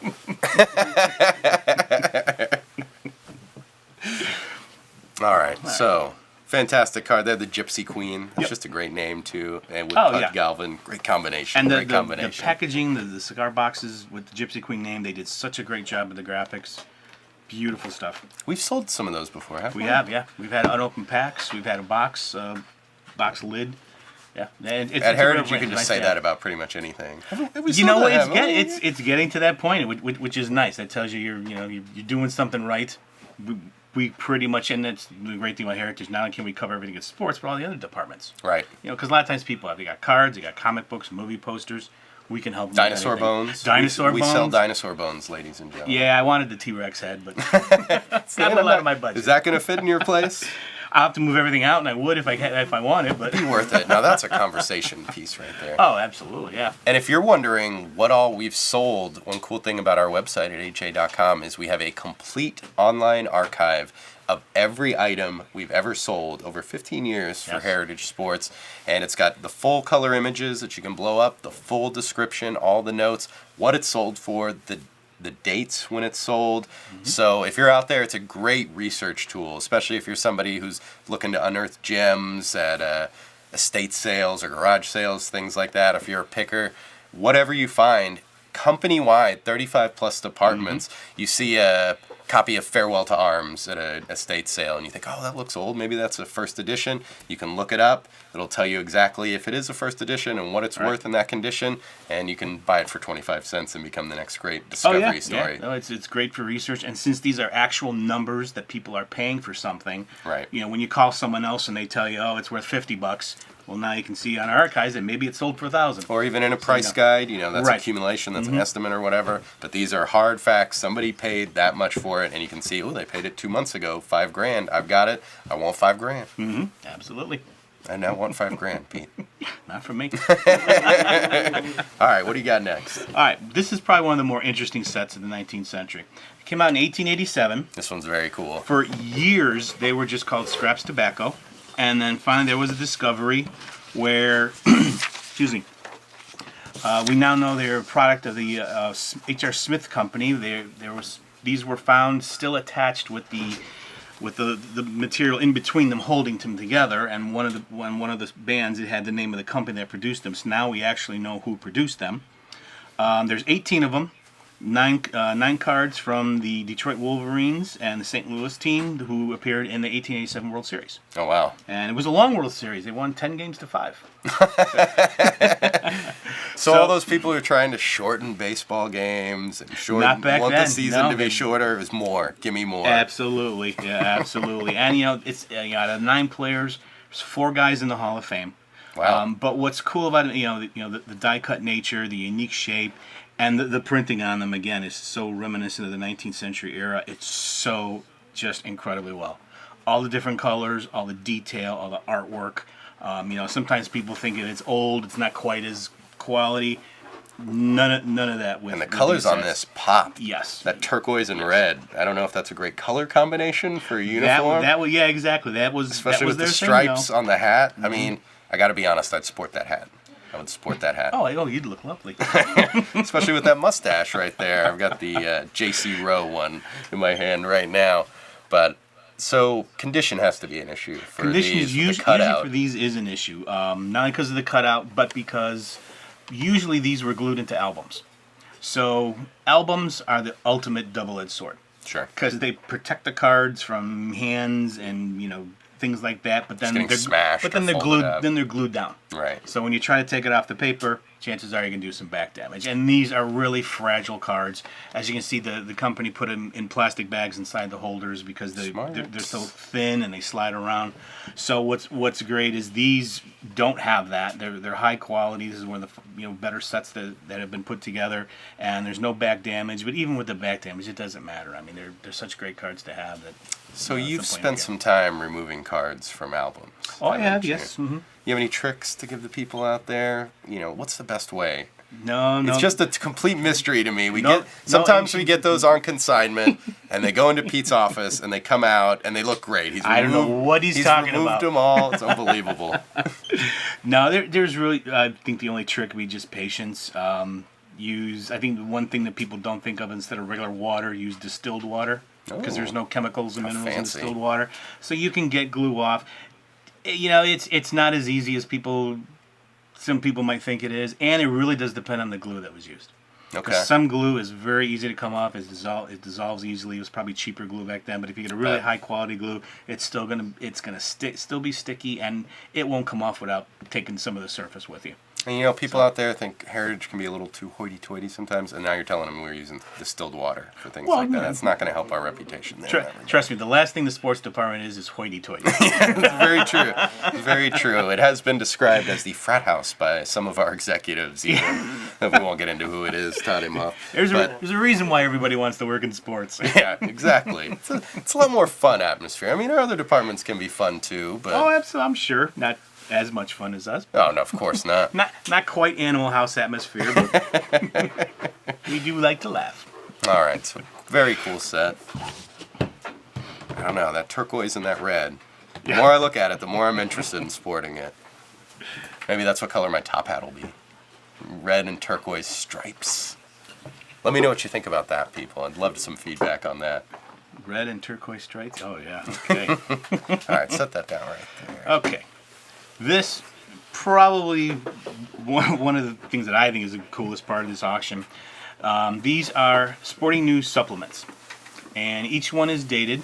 To put this entire set together, there's only 62 of them, but it actually they were issued over a 2-year period in 1899 and 1900. So obviously you had to have a lot of patience to put the whole set together. There's very few complete sets known in the hobby. But what's great is it came out right at the turn of the century. There weren't a lot of trading card sets. So this set includes some of the earliest appearances by baseball's greatest. And I love that big portrait, too. Right, they're huge. They are on thin paper, but they're very high quality portraits.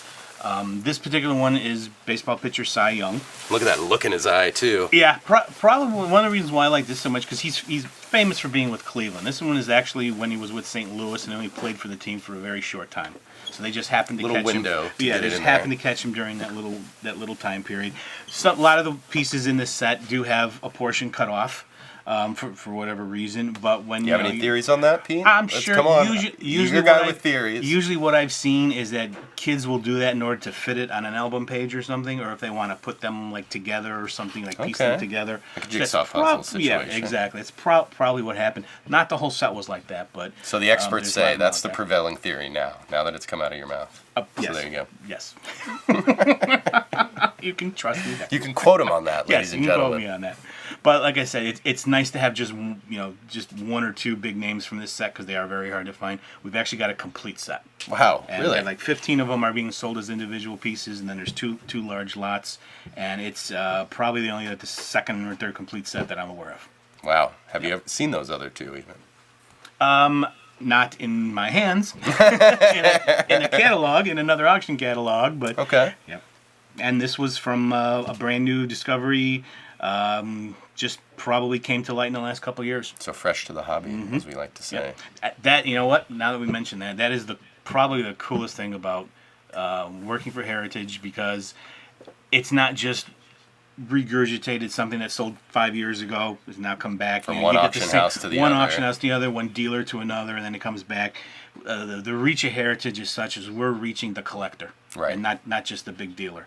So that's why we have such a fantastic assortment of everything from every era and every sport, because it's really coming in from all aspects. So a lot of the material we sell, even though we do note it a lot, don't always, but a lot of the material we sell is fresh to the hobby that someone just found in their attic, their grandpa's, We love those attic grandpa's calls. dresser. Oh yeah, absolutely. Attics aren't just for poltergeists; they're for collectibles. Mike, Jamie wanted to let you know that you would definitely rock the red and turquoise. And Thank you, that Jamie. stash That's the would feedback. Bring it all together. I know. I need that. I need that Hashtag 19 keep the beard, though. Oh, okay. All right. Maybe I'll just grow just the stash out a little bit to that 19th century level. I mean, that Get a King little thing Kelly going. stash. I gotta absolutely. say, there's not many people who have facial hair that make me jealous, but he's one. He's one. I thought for a long time when they called him 10,000 Kelly, it was because he had a $10,000 mustache. And back then, that would be a very valuable mustache. Yeah, no kidding. Thank you, Jamie. I will bring that out next time. That's a promise. Jamie is saying she hopes she didn't miss Catherine's candy talk, and she's waiting for it. Oh, people waiting for Catherine's candy talk. Uh-oh. I know. She's just so busy, I tried to drag her up here, and we were able to do it last time. She did us a special favor. But, I mean, she only does about 10 million things a day. I know, yeah. If you watch her work, it's unbelievable. It's like a give you- blur. It's kind of like gives the you a headache Tasmanian sometimes, devil, yes. that is just a whirling dervish. But she will be on next time. I promise you that. That is a guarantee. Promise number 3, candy talk.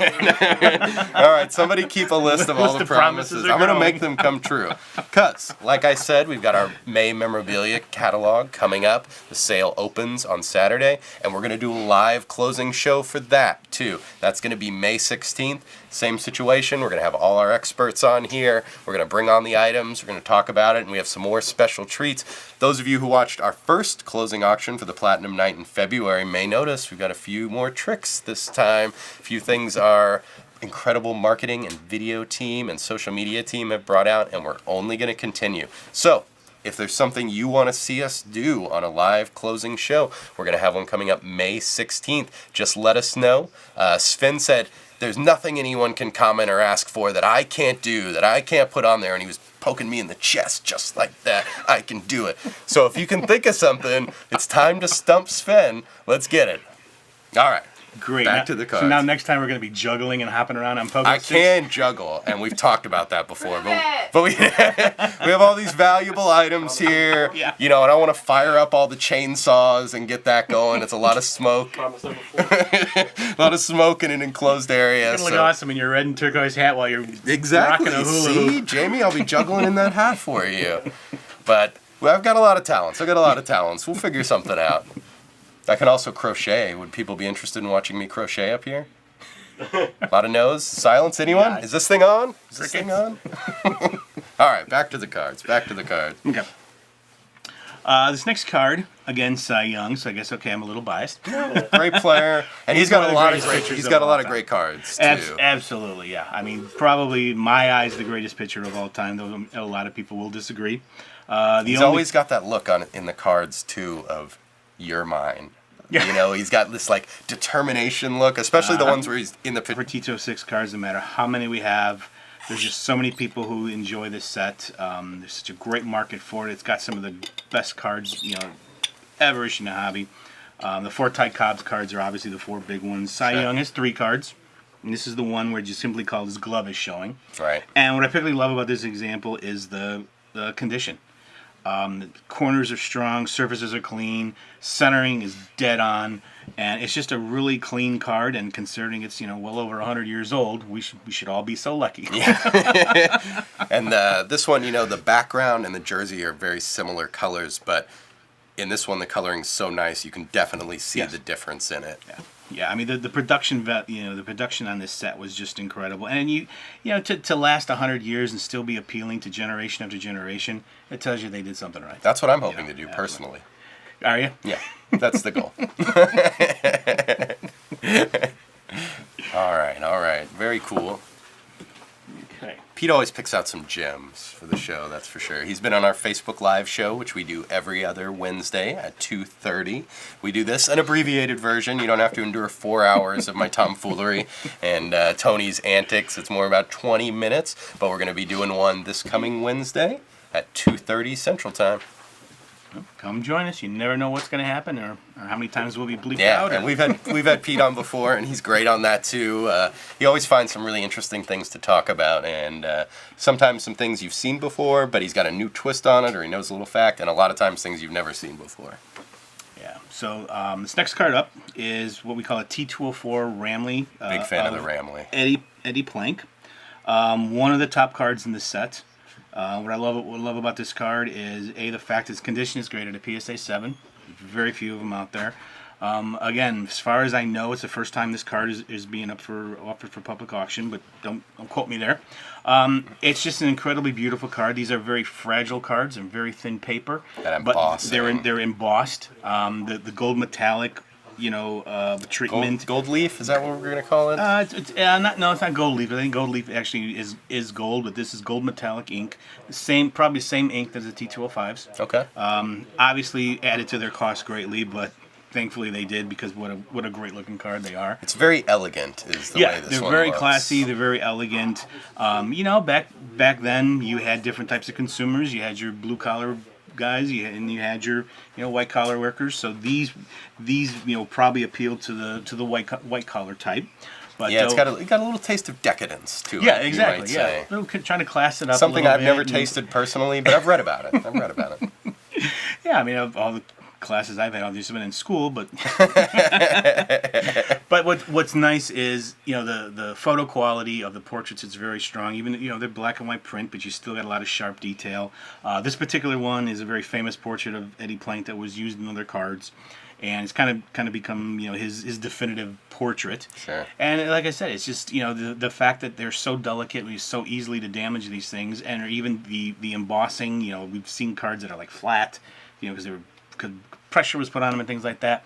But this card, and there's a few other Hall of Famers in this auction that are all just PSA. They're graded PSA 7, and they're in great condition, and they're all great cards. It's definitely one of those sets that when you see it in a high grade, it's hard to believe that it exists, especially when you inspect that embossing real closely. Yeah, because it's not like it's just little treatment here and there. I mean, it's throughout the entire card. And it's an intricate pattern. It's a pattern, border, and like the T206 cards. No matter how many you see or what kind of condition they're in, it doesn't matter. You just enjoy seeing them, and it's cool. I've had complete sets just sitting on my desk. I know. I just sit there and stare at them. Unbelievable. It's like a dream, right? It is, yeah. And then you realize this is your job. You're getting paid to do this. We have Jay asking if there's any Tony Giese autographs up for auction tonight. I'll tell you what. We're gonna put a Tony Giese autograph How up much for do you think auction. it would go for?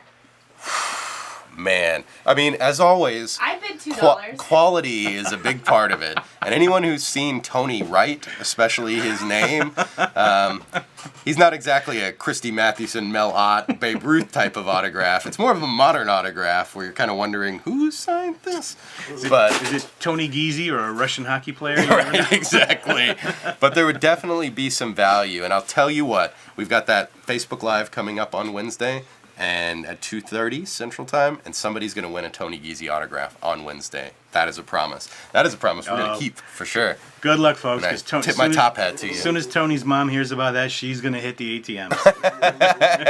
We were going to give away one of the Uper bars that Tony's mom sent us, but I ate it. So. Yeah, they're chocolate, so that wasn't going to be the bar. I mean, they're just delicious. And, it was a gift. I didn't really want to re-gift anything. And sitting there on my desk, I was a little peckish. Anyway, so...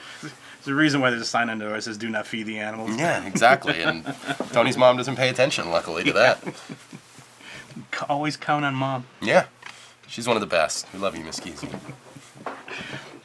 All right, what are we looking at here? This next card is a Texas Special. Oh. E105 Mellow Mints. Very rare set. Came out in the later era of the early caramel cards. You'll notice it's the same design as some of the other sets, but what's distinctive about them is the green print of the background, the unique Mellow Mint logo, and then the fact that it's from Texas. Yeah, very cool logo on the back. You do have some southern sets that all of them are very hard to find. From this particular set, their cards are a lot more fragile than the other sets of the same era, and for whatever reason, a lot of them were found with like a perfect fold down vertically down the center. And for a long time, people thought that maybe that's how they were issued. Mm-hmm. When you think about it, it's like, what kid wants a baseball card that's already been folded down the center? Yeah, it doesn't So make a lot of sense. Now we know that it would not have been issued that way. And what's really unique about it is certain players you see far more often than others. Whereas Hal Chase, he's probably one of the rarest ones in that set. And this is actually Okay. the first one we've ever had that we offered. And that always carries a lot of weight when we say it's the Oh, first one we've absolutely, yes. Nothing makes a collector want something more knowing that someone else can't have it. offered. That's what collecting's all about, really, Yeah. is taking someone else's happiness and putting it in your own. absolutely. You know, they love it when those outbid notices come in. So And the bragging. Go And the ahead and bragging. outbid other guys. Jay's asking, hey Pete, how about some Nick Shapiro wedding pics? Oh. Oh, yeah. I'll probably get some from Nick. Are a lot of people... And then he's also asking you, Mike, where is your James Bond style tuxedo? I know, I didn't wear the tuxedo. It went a little different. You know, we got to change it up. We don't want everything the same. Going casual. I've also had someone ask, you know, where's the Spider-Man costume? Why don't you bring the Spider-Man costume back to Facebook? But, you know, I went with the French blue today for the Spider-Man for the cards. costume just for special occasions. I mean, I'm wearing it underneath this, just in case there's any trouble. With great power comes great responsibility, as you know.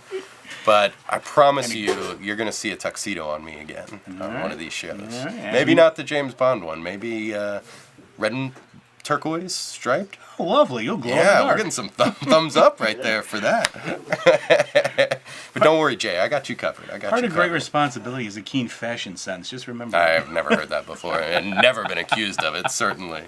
I like on that one that it says the Texas gum on the back. Exactly. And it's the only issue from Texas gum. And what's cool, too, is the source that we got came from this, from Texas, had 6 cards, and that's it.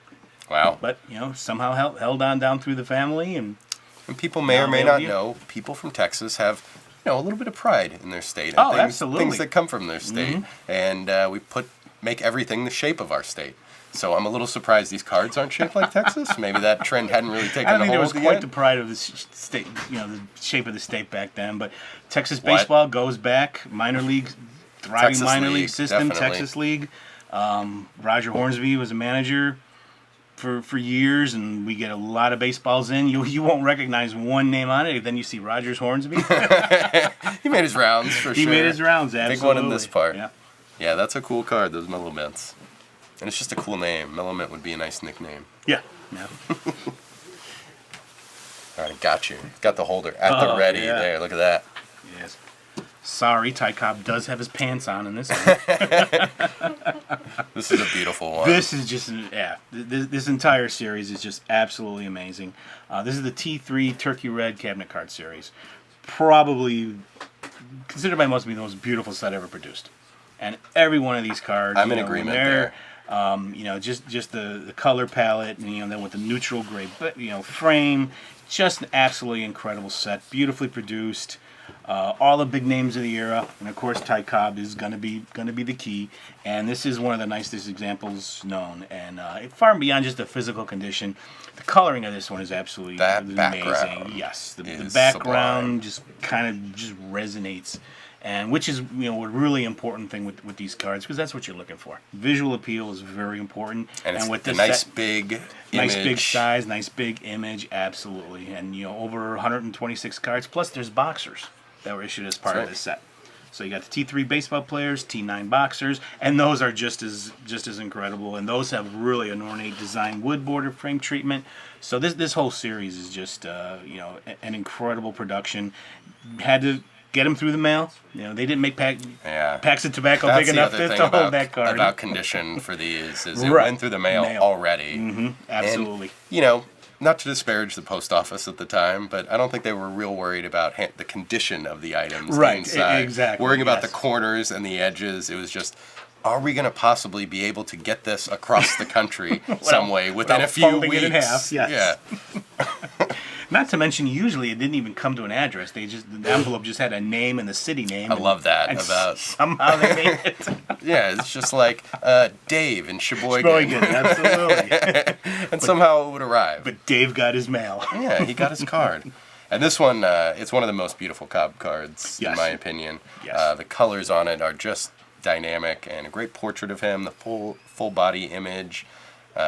This is one that definitely took notice of when it came in. Oh yeah, it's just another one of those sets that no matter how many you see or even what kind of condition they're in, most of the time you just don't get tired of them. Yeah. They're just beautiful cards, and they don't have all the silver foil and the gold numbering and all that kind of thing that cards do today. Not that there's anything wrong with that, but they're just well produced, and just definitely a reason why they're a part of history. Yeah, and this one's at 22,000. 22,000, yes. Mm-hmm. Yeah, I think we estimated 25, so there's still some wiggle room in there, folks. That nailed it. He wrote most of the stuff, so Yeah. It's kind of like Hemingway quoting one of his own books or Exactly, something. yeah. But yeah, impressive. But certainly this was one of the items that we've shown it around. We've put it in promotion, and it's gotten a lot of attention, and deservedly so. Yeah, I mean, there's some great Ty Cobb cards in this auction. There's a T227, which is absolutely amazing. And then the T206s, the portraits of him and everything. The strip cards, is high-grade strip cards. Yeah, that's very cool. So just a great assortment for, all different price ranges, all different budgets. Yeah, that's what we're looking for. That's a good thing about having an auction that's this big, 2,000 lots. It's a lot of work, but we can put a little bit of something for everyone in there. Right. We've got the cabinet cards, we've got the single cards, the sets, the completely graded sets, unopened packs, unopened boxes, strips. We've got just a little bit of everything, and in all price ranges. So whatever you collect, whatever range you want to collect in, we've got it for you. And that's a cool thing about Heritage, really. And it's perfect because we have the catalogs, which is generally toward the more valuable pieces, but then we have our monthly auctions, which actually there's one every week. And that's, if you can't afford a Cobb graded or 7 or 8, there's some great ones, graded 1s and 2s. You can still get them. You can still have it in your still collection. A selection for everybody, absolutely. And then you always upgrade. You start somewhere. You start at the bottom if you have to, and you can work your way up. Oh, absolutely. Everybody sees these big, huge, valuable cards and these big, huge collections, and they get jealous. And best advice I was ever given: the only best thing about your collection is that it's yours. Yeah, that's all you got to worry about. You know? And just get what you like, and then you don't have to worry about the price. This is true. But yeah, this is 22,000. Yeah.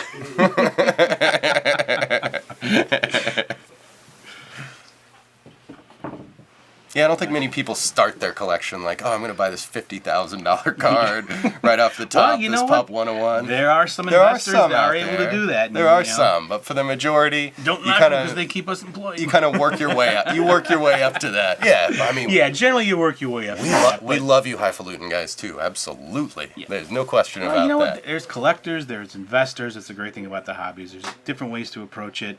The Ty Cobb and the Babe Ruth cards are, like the stock market. These are the blue chip stocks. Right. But that doesn't mean there's a big, huge stock market, quote unquote stock market of the hobby that you can pull something in. And there's always something that you're going to like. Absolutely. It's impossible not to find something. That happens, forget it. We can't help you. Yeah, and we've got it. Whatever you're into, whatever you collect, whatever you like, we've got it. And if you don't see it on our website, let us know. We'll find it. We'll look for it for you. Oh, yeah, because we do, baseball, football, hockey, boxing, non-sports. Non-sports, some of my favorites. We're going to talk about some of those later. All right, what do we got here, Pete? This is probably one of the coolest sets from the era. You've already talked about the Rabbit Moranville card. This is the second one we have. This one's from 1914. We got two in one auction? Two in one auction. Two in one auction. Yes. So this, I absolutely love this set. Just the design, the layout, and it's like writing a poem with a word that doesn't rhyme. How else do you fit in a Boston Garter into a fabulous format? And you don't even notice it. It just flows so well and was done so well. You don't even realize it. That's a sock garter. I know. But that's one of my favorite things about this set. Yeah. Now at the time it was probably normal, but now sock garters it's just absurd. Right. Mm-hmm. Nobody wears those. Apologies, Sven, but most people do not wear them.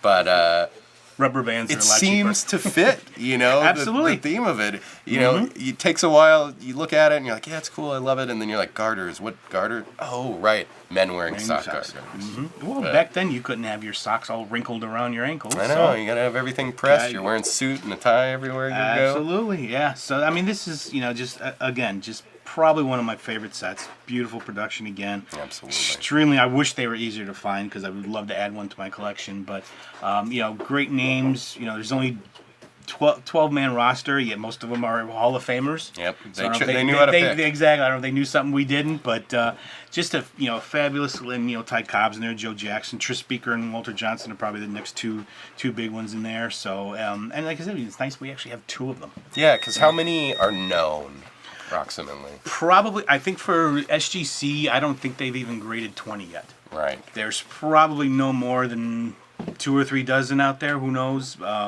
But I mean, I can't imagine there being very many more than that. And a lot of times, they're the condition is just horrible because they're larger size cards, and kids just throw them away or stop sock them away. Oh, hey-o. There's some groans back there. The audience is actually making noise there. Send your emails to Mike. It's his fault I'm here. I support any and all puns thrown out on this show. I encourage them, so I will applaud that. Nicely done. So it's nice to have one in nice condition and everything. Because a lot of times you do find these, they've been restored. They're worth that, and they're special enough where you'll pay to have them restored. And a good restoration person can do a fantastic job. And we know a good guy. Yes, we do. Let's keep rolling, Pete. Okay. Got some cool stuff lined up there. Oh, let me switch it out. There we go. This is a W514 Joe Jackson card. Now the W514. the W cards are the strip cards. They came out in strips and uncut sheets. Consumers cut them into individual cards. So usually when you see them, there's always borders missing and corners missing and things like that. Yeah, earlier Jack was talking about how he's the best at cutting cards out of a strip using 1920 scissors. Oh, yeah. Put that to the test later. Well, yeah, because if you use 1920 scissors, it's not officially trimmed. That's right. It's official. It's vintage. It's of the era. No problem. Yeah, but the big criticism of W cards is the production is the illustrations are far more cartoony. Yeah, going from the some of them barely from look the like Boston the Garter Flair. You're to going from the this. Boston Garter to this. Yeah, it's a little jump. Yeah. But the W514 set was the big issue of the era. It's 120 cards, came out over a 3-year period, Wow. and what's cool, came out from 1919 to 1921. So obviously 1919, Chicago Black Sox. This set 1920 has 7 of the 8 Black Sox players in it. Really? Out of any set, this is the one set with the most number of Black Sox players. There's other sets that 2 or 3 and things like that, but if you want to get almost all of them from one set, And not easy this to is do. it. No, absolutely, yeah, because you're always going to have kids throwing things away, or new cards come out. Especially Who they are they get gonna banished keep? for life. Exactly, they're going to keep the good ones. They're going to throw out the guys that they've never heard of, or That are no 1919. longer in the league. How many got thrown out because kids were mad that the players turned out to be as such? But Say it ain't so, Joe. exactly. Well, unfortunately, I guess it was so. But that's all part of their legend. I mean, without that happening, ironically enough, they wouldn't be remembered. That's true. And now they are, not for the greatest reasons. And what's the real Infamous shame is still has famous in it. Exactly. And what's great about when we were researching these cards, you read about the players. You get past the Black Sox scandal, and you read about what they've accomplished and what they did. I mean, one Hap Felch, if he had continued his career for 20 years, he would probably have 3,000 hits and probably be in the Hall of Fame. Yeah. He was on a roll. Argument could be made. Yeah, absolutely. And I've argued many on that point. Have you Believe really? me, yeah. Hap Felch comes up all the time. He's sitting around Constantly. having You'd a be party. shocked. You'd be shocked. There's a reason why they call us card geeks. I Okay? know, serious. That is some nerdery right there. Jay wants to know if we have any shoeless Joe cards where he's barefoot. Oh. Well, he had no shoes, but he had socks. No. Another sock. I know, they should have had him on the Boston Garter. Oh, well, he's in the 1914 series, but he's wearing right. pants, so That's it doesn't right. count. Yeah, no, even Joe Jackson had enough But I haven't seen, self-respect to answer Jay, I haven't seen one of him shoeless. No. And we've got a few of his cards in this auction. He's definitely wearing shoes. Definitely when we shoes get a wearing Joe all of them. Jackson card, first thing I check. Number 1, is he wearing shoes? wearing shoes. Okay, check. Got it. Yeah. So, again, there's a number of Joe Jackson cards in the auction. This is probably what I consider one of the cooler ones. Yeah, But, very, very rare. Anytime you can add a Joe Jackson card to your collection. Sure. It's a must-have. Yeah. And again, being an E fan, as I have, as a kind of known for, I have a website about them and everything. One of the best sets is the American Caramel series. They're sets from the early 1909, Hey, let's give a 20s. plug to that website. Caramel-cards.com. There we go. I hate Yeah, doing that check because it hasn't been updated in years. No, there's still So it's a good, little- it's a little still good simplistic. information on There's there. some Still good information on there, yeah. Yeah. So this particular issue, again, 240 cards, one of the biggest sets of its It's time. massive. And of course, Ty Cobb and Babe Ruth are the two main players. And again, very fragile stock, very easily creased, folded. This one, SGC 84. Just an absolute, condition rarity, and it's Ty Cobb. So when you're adding one of the best players in baseball and one of the best conditions available, and it's one of his better caramel cards. It's a very cool card, no doubt. Let's get the glare off there. Let the people see. You're not talking about my head, are you? I was actually while you were thinking. I know. while Cody you was do thinking. this, I'm gonna pull out the polish and a rag. Take care of that. So if you're a caramel collector, Cobb collector, this is the perfect card. A type card collector, this is like the ultimate type card. And it's got that Set. cool sepia vintage Just image. that one you color know. just gives it that sense of nostalgia. It's and, old, yeah, but it just looks even more ancient right there. Absolutely. Mm-hmm. Something that's been described about me as well, but maybe that's No. why I like this one so much. Yeah, no, It's a the really- silver and it's a gray really dye I fun put set. in my hair. Is that what it is? Yeah. I gotta start using that excuse. No, it's the silver dye. All right, just to give a quick update, it's 9:07, so we've got under an hour till extended bidding starts. It starts at Yep. 10 p.m. Central Time. So you got to get your bids in on anything you want to bid on in extended periods. You've got to go ahead and bid now. So if you're watching us on YouTube or Facebook, you can go to ha.com and get your bids in because we want to make sure you're able to bid on it. And the worst thing is when extended bidding starts and then you see something Yes. you want and maybe it's a little under what you think it's worth and you're just locked out. So that's why we say bid early, bid often at Heritage. And, as a person who takes phone calls during the auction, Professionally. every auction, there's somebody who has a problem and they wait till the last minute to bid. Yeah. We don't have a full staff here. We try to accommodate people as best as we can. Sometimes we can't, so don't wait till the last minute. If there's something get you it in want, now. get your bids in. Everybody has their theory what's the best way to bid. Start a low, just go high. Let's The hear your tru- theory. The truth is, the person who's going to win it is the highest bidder. Yeah. Whether they were the first bidder or the last bidder, it's what you bid, not when you bid. That's true. So go ahead and get them in. You've got just under an hour to get your bids in before extended bidding starts. Yep. Now, back to the fun. Back to this one. This is a really cool card. Not from America.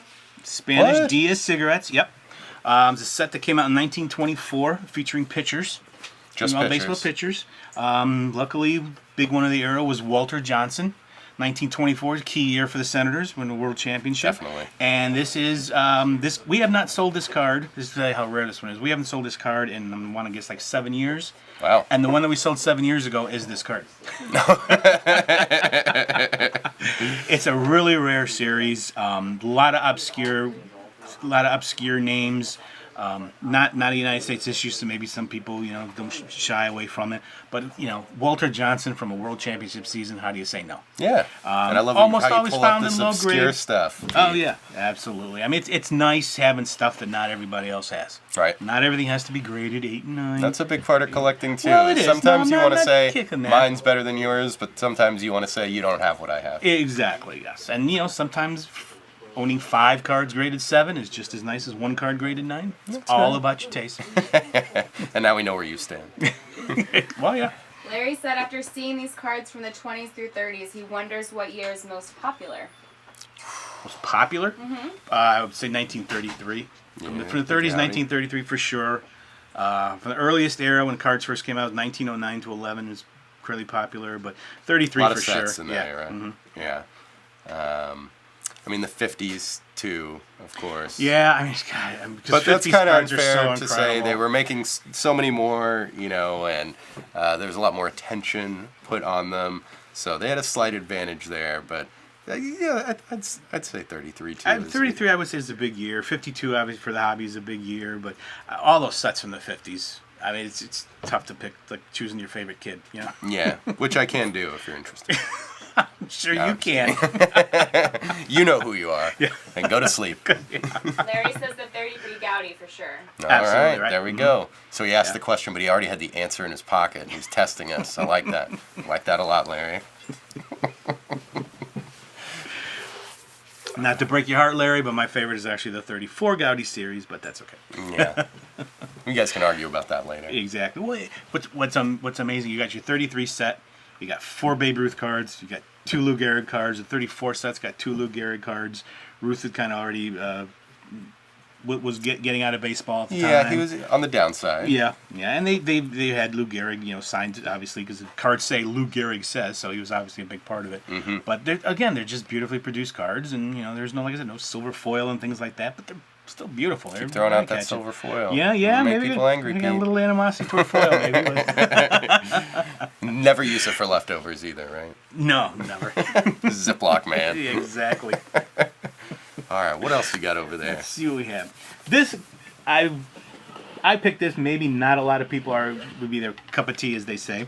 But these are 2 cards from the 1948 Leaf series. And the reason why I picked these is a lot of people ask on the one card in the upper right corner. Oh, there you go. Here, you talk and I'll hold. Okay. In the upper right corner, there's like a little triangle, and everybody always asks, well, what is that? Is that like a printing error? Is that extra ink? No, it's not. Actually, what it is, it's the end of the bat from the card that was next to it on the sheet. Oh, okay. So we have that card, and we have the card that was next to it. And as you can see, when it's cut properly, you're not supposed to see the end of the bat. But as this one, centering it, horizontal centering is a little off, so you actually start to see the graphics of the card next to it. That's cool. And because a lot of Cool people don't detail. realize these, card sets are produced on large sheets, and there's very little space in between because stock is money, time is money, and you want to get like one single cut. I And they didn't used have to the be in most that industry, so They didn't have the most exacting tools. exactly. at the time. They weren't exactly realizing that one day these would be treasured relics by generations, so they weren't always. Quality control wasn't always the greatest. How about when you were working in the But as you industry? can see, when they do cut them correctly and it's perfectly centered card, there's nothing better. Yeah, Nothing better. it's a beautiful one there, and I love the colors on that Yeah, set. yeah. Especially the 48 Leaf set, probably because 48 Bowman gets a lot of the talk from that era. The 48 Leaf sets with the colors that they use and everything, and it's not like it's a large number of colors, but just a great combination They were of reds going and for it, blues though. and golds and yellows. Absolutely, yeah. Yeah, and when you find a high-grade example, those colors just Oh yeah, pop. they pop. Yes, absolutely. I mean, it's not red and turquoise, but No red and turquoise, but good combination. there is magenta. All right. Okay. All right. Is that it, Pete? That's all all you we got? have. I think It so. is a set, so Oh, I have a set? Yeah, that's right. Don't forget about that set. Why Pete. did I do that? I don't know, but I don't know which one you want. I picked a set. That's the good thing about surprising people in this. There's so many lots in the auction. They could pick I do out that? what they want. They say, oh yeah, I love this one. Let me do this one. I love this one. Let me do this one. And then we come to the night and it's like, oh yeah, I forgot that I was going to talk about this. So I'm really going to grill you on this one, man. You know what? You go right ahead. Sorry, I forgot I had asked for this set, but these are 1888 Allen and Ginter American Indian Chief Series. Okay. Actually, Native American Chief Series. How proper. Correct. Yes. 50 cards. Again, the artwork, the detail, the colors, just absolutely beyond compare in a lot of cases. Some people may notice I do say that a lot when describing cards from this era, but because it's so true so very often that I can do that. We've got a 42 card set in this auction. They're all PSA graded. Beautiful All set. the very nice examples. You can tell whoever put this set together didn't just buy a label and a grade. They picked a card. All these cards are very clean. They're all high quality. No, they're not all high grade. It goes down to the lower grade levels. But you got Sitting Bull. You got Geronimo. Is it a some of the most Geronimo famous- rookie card? Yes, it would be because Yeah, considered it's a Geronimo's must-have. a rookie A card. Yes, must-have. yes. But again, it's just one of the best sets of the era. A fascinating subject matter, historical subject matter. These are all.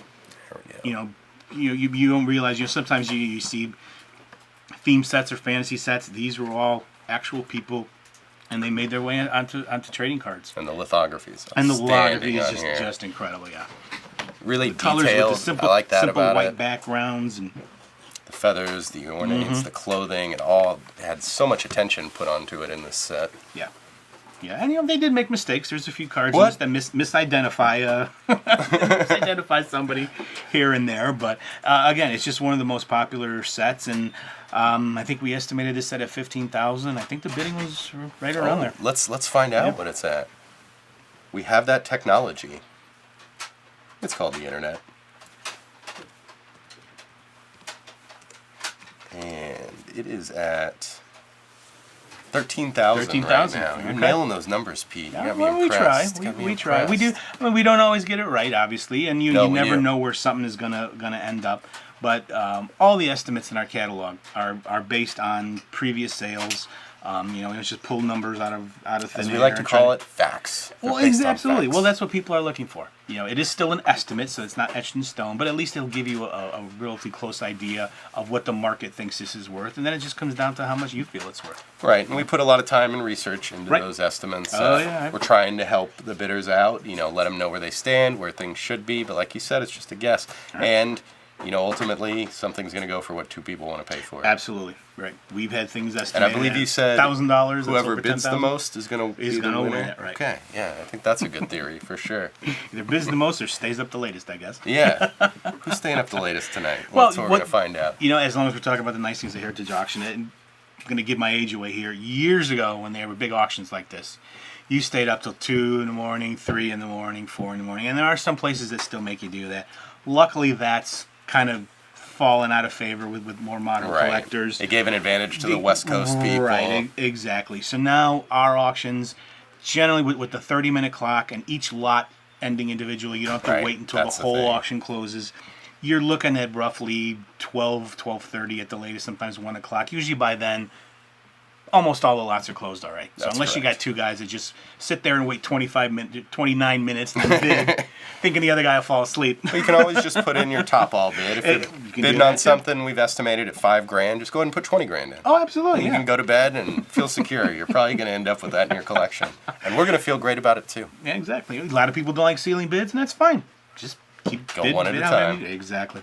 We offer a lot of options. In fact, tonight you have to bid online, but if you get on it and you're ahead of time, you can call in with your bids. You can call in tonight also if you'd like. We have people that bid via mail and fax. And shout out to those people that are still faxing in their bids. I love you guys. Those are the same people that still have their AOL accounts. Yeah, and I've got some CD-ROMs I can send you. Just let me know if you're still on that. Floppy disks. Yeah, floppy disks as well. Got it all. We actually had somebody send in some cards, and they used floppy disks as filler around the cards with the rubber bands. Packing material. So we get these things in there, and I'm like, hey, do you guys know what this is? And I had to say to Jack, Google this. Floppy disk. We had a lot of packing talk today. I'm happy about that. It's happy a about that. big part of the job. It's a big concern, and we seem to pack things enough to survive a small explosion. That's true. Which is always nice. You never have to worry about it with Heritage. Yeah. All right, what do you got there? All right, this is kind of a sentimental favorite for me because this is a 1968 Topps football wax box. One of the things about it is unopened material from 68 and 69 is very hard. Well, most 60s unopened material is 68. This is probably the first or second one that I'm aware of. And I picked a 68 because it's the greatest year ever because I happened to be born that year. I saw where that was headed. You're dating yourself again. It is along with the box, it is our 50th anniversary.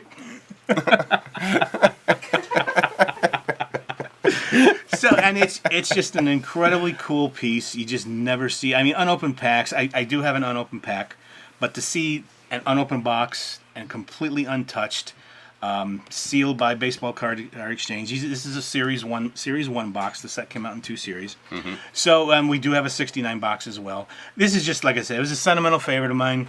Just a really cool piece.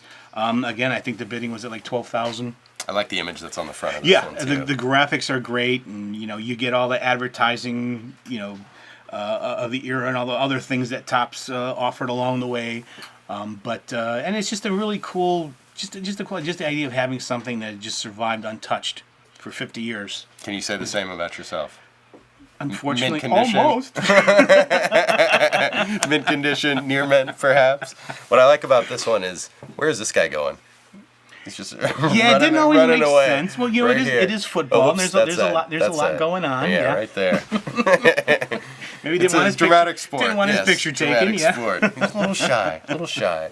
But again, if you're looking for 28 unopened packs in 1968 Topps football, this is your Where else your are you gonna find opportunity. Exactly. Tonight. Right. You need it, and I need it tonight. This is where you got to bid, right here. And we got a box from 69. We got a box from 72, 76, the 80s, 81, 84, 85. I think there's an 83. So that, you know, 81 box will have Joe Montana rookie year. 83's John Elway and Dan Marino rookie year. And again, these are all unopened packs from these eras that were all completely untouched cards sitting inside. Nice. Very nice. And then there's the lovely gum. Yeah. Which, we've tasted some of that vintage gum Yes, we before. have. Yes. Always an interesting experience. Maybe we'll do that on air one time. We're smart, but not always bright. It's more like a punishment than a reward at this point, especially 50 years old. Depends on the deal you made. I got $20 for chewing a 20-year-old piece of gum. You did not get paid enough from my personal experience of the situation. Actually, that's a lie. I didn't chew it. It just fell into Yeah, powder it as soon as it just- hit my mouth. Yeah. It's like the opposite of a powdered something. You put it in your mouth and Exactly. it becomes powdered. Powder. Gross. So, like I said, I just thought that was a really cool piece. Everyone should know about. Yeah, definitely. Thank you very And much. since I want it, don't bid. And if hypnosis work on the internet, you don't want this box. Yeah, I think it does. I think it does. So, thank you very much for joining us. Thank you for having me. Always a pleasure. If I didn't embarrass you too much. No, never. Always good stuff. Always good stuff. Yeah, so we got a few more cards here we're going to go through. And let's do a time check. 9:22. So got just under 40 minutes to get your bids in at ha.com if you're not already on the website. And if you are on the website, you can go ahead and bid and you can come right back. I promise I'm still going to be sitting in this seat. I'm still going to be wearing this suit. I'm still not going to be in a tuxedo. But I'm still going to be thinking about top hats. So that's how it goes. So right now we've got lot 52223, and this is the 1935 National Chickle Bronco Nagurski SGC 5.5, and just an iconic card, one of the best defensive players in the history of the game. He's even got an award named after him, and of course very rare. There are fewer football sets produced than the baseball sets, so hard to come by as it is, and this is a legendary card. It's definitely a top 10 football card right here, and far and away the most valuable card in the Chickle set, the Bronco Nagurski. And this one's got great colors and no blemishing. As you can see, the surfaces are great.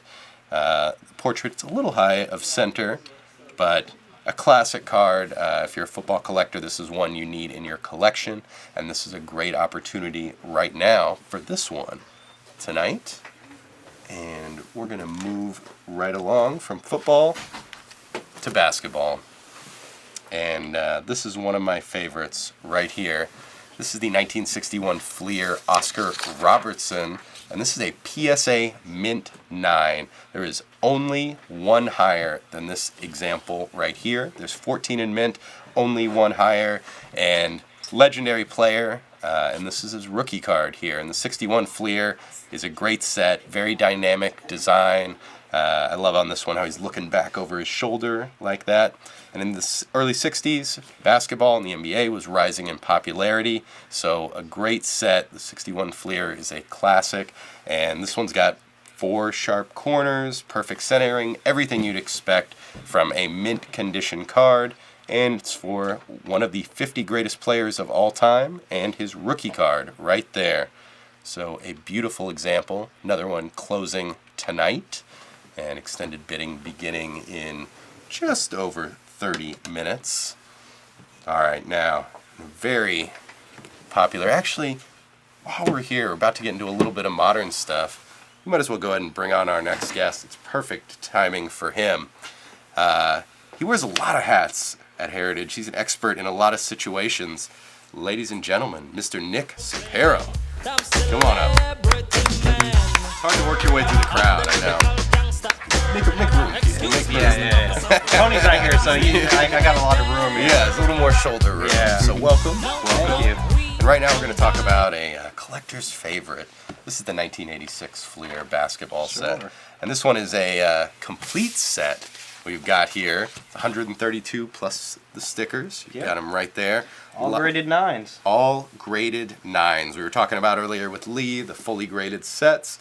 A lot of collectors like to do that. They let somebody else do the work, and then you just jump in and upgrade your collection right For there. sure. This is the perfect one to do that. It's already super high grade. I mean, to get everything in a 9, extremely tough.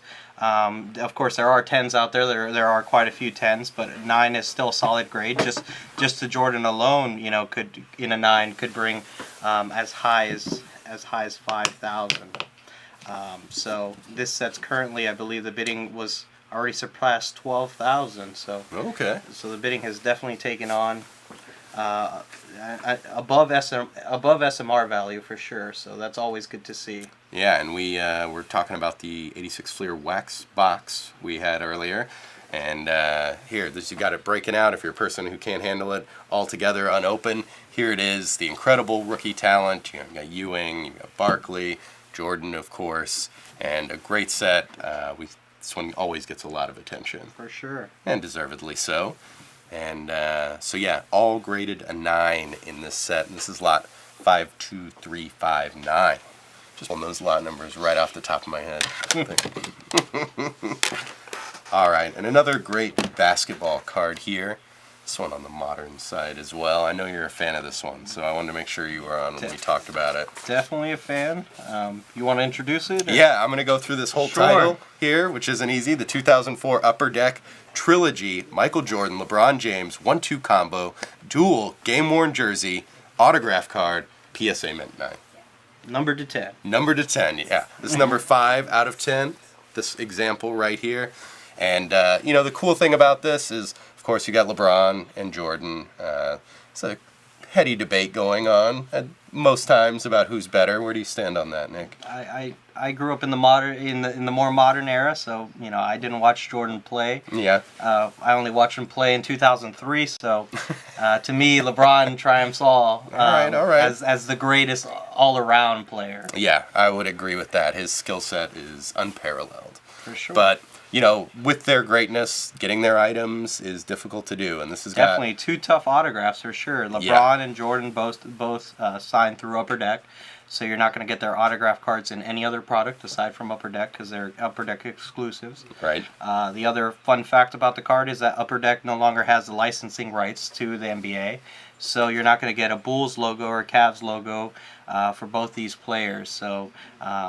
These cards are a hot commodity. Yeah, in terms definitely. Of 5-year growth, these cards normally go up 20-30% every year. So a good investment. Definitely a good investment for sure. And it's got the relics in there. Not many people can afford a game-worn LeBron jersey and even less a game-worn Jordan jersey.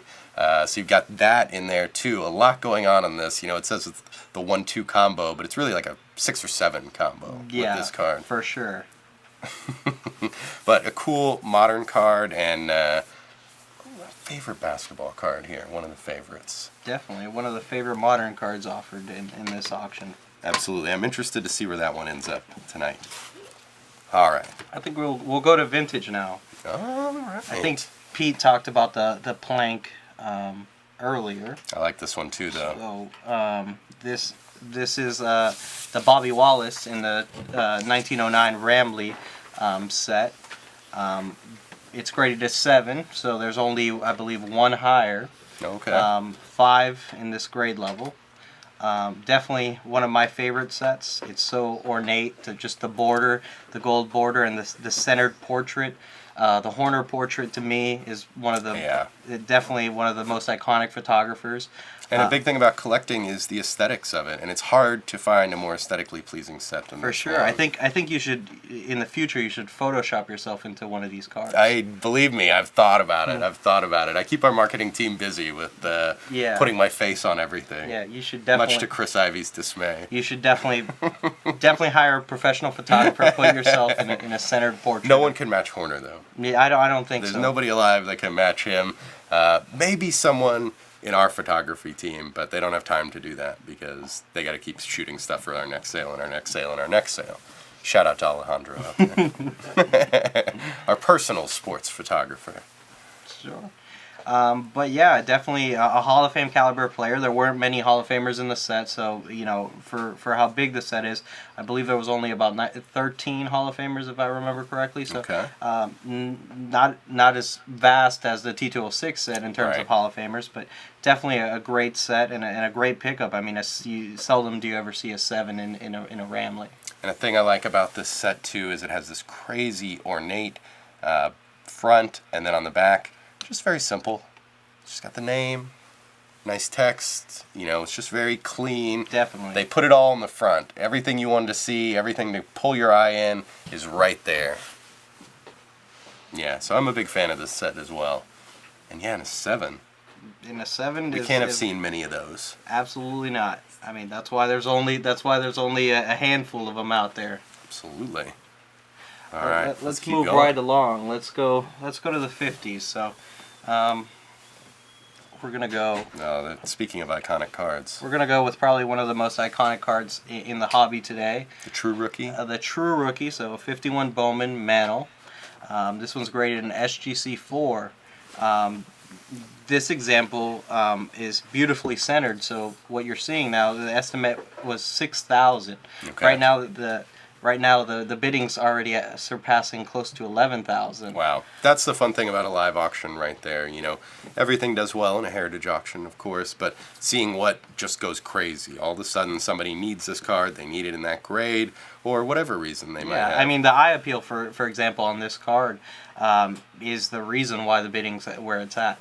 People love seeing a very centered portrait of Mantle, so they'll definitely pay a premium, regardless of the grade level, for that specific card. And a great portrait too. A lot of people prefer the 52 tops one, but this is a there's true something rookie. about Yeah, this. There's something, and he looks so young in this one. I mean, he looks kind of young in the 52, but this one, I mean, he looks like a teenager, For sure. which he was. He definitely was, and the example this example will always speak to collectors. I mean, investment wise, it's undervalued compared to the 52 tops. And the 52 is always overshadowing it, so it's a great opportunity for people with the 51. For sure. Let's move right along. Let's move to another legendary Yankee. Oh yeah, I like this one. So let's go. Speaking of looking young. Let's go to the modern side of things. So the. Oh wait, let's do that one first. Yeah, sorry. It's okay. So. We're very regimented, as everyone can tell from watching this show. We keep everything in order. No monkey business. No messing around. Straight business. So one of the players near and dear to my heart, Gary Carter. Sure. We Friend of worked, Heritage? Yeah, friend of Heritage. We worked on his collection. I personally, met the family and did work. Great family. Great too. family. They were great to work with. Absolutely great. This example is his rookie card, so 1975 Topps rookie. He shares a card with three other players, so there's 4 players on the card. This is a PSA... Outshining them, though. Outshining them. This is a PSA 10, and surprisingly, out of over 3,000 examples, there's only 13. So Really? yeah, so definitely low population That is Hall low. of Fame rookie. For the price level compared to other lower population rookie cards, the price is actually reasonable compared to because a Henderson, for example, one you can get. Yeah. It's definitely one you could get. A Henderson, for example, the population is 24, and the card goes upwards of 25,000. Which you've got one of those too in this auction. You if you're definitely got to interested. look out for that Henderson rookie in a tent. one. Definitely one of the best catchers to ever play. So to own a card that's a pop 13, only 13 of them out there is astonishing. That's surprising. Yeah, I wouldn't have guessed that at a 13. Yeah. So you talked about a few years ago we sold the Gary Carter collection, and you were part of that, and you got to deal with the family and go through it. So what's it like, that part of it? Hall of Famer, legendary player, not only getting the collection, but dealing with their family and going through it all. Sure. I think one of the most interesting things about going through that process is, analyzing what they kept throughout their career. Yeah. Gary Carter was one of those odd cases where he kept everything throughout his whole. And we love that. Yeah, that's definitely. But not even throughout his MLB playing career, even through his childhood. I mean, he won the pass punting kick. Yeah, and, we had the trophy. Didn't we have like his childhood glove? We had too? his childhood glove, his high school helmet, his Letterman. So he kept everything. So you're just digging through, history through his life, and part of that is, part of our job is portraying that, and portraying the man that he was too is important when you're dealing with a player collection. And all those things, of course, we're going to offer them, we're going to promote them, we're going to put them in the catalog. But that first moment when you're going through it and you see something like that, like his childhood punt, pass, and kick trophy, it's a real thrill, right? It definitely is. There's nothing like it. And even digging through stacks of paper and you come across a contract, for example, right. you just don't even realize, the family doesn't even realize the amount of value that's in some of these small little Yeah, items. and telling them, you've got this, that's 20 grand right there. For sure.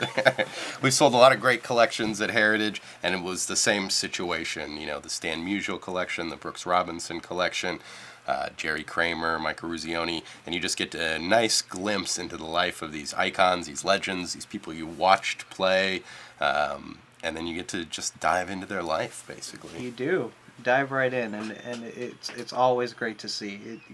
The more player collections, the better. Yeah, so if you're a Hall of Famer or know a Hall of Famer, please contact Heritage Sports. We'd love to give your collection the same treatment that we've given all these other collections in the past.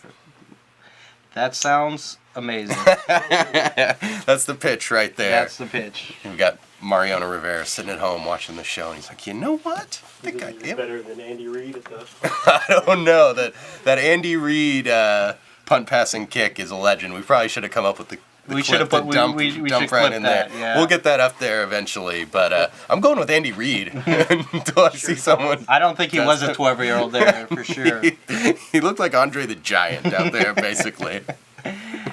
Well, we're moving. Another giant here. Yeah, another of the game. giant of the game, legendary Yankee, the babyface Panamanian in this card. Seriously, everyone always looks young in their rookie cards, of course, but this is one. This is a where- minor league card produced by Diamond Cards.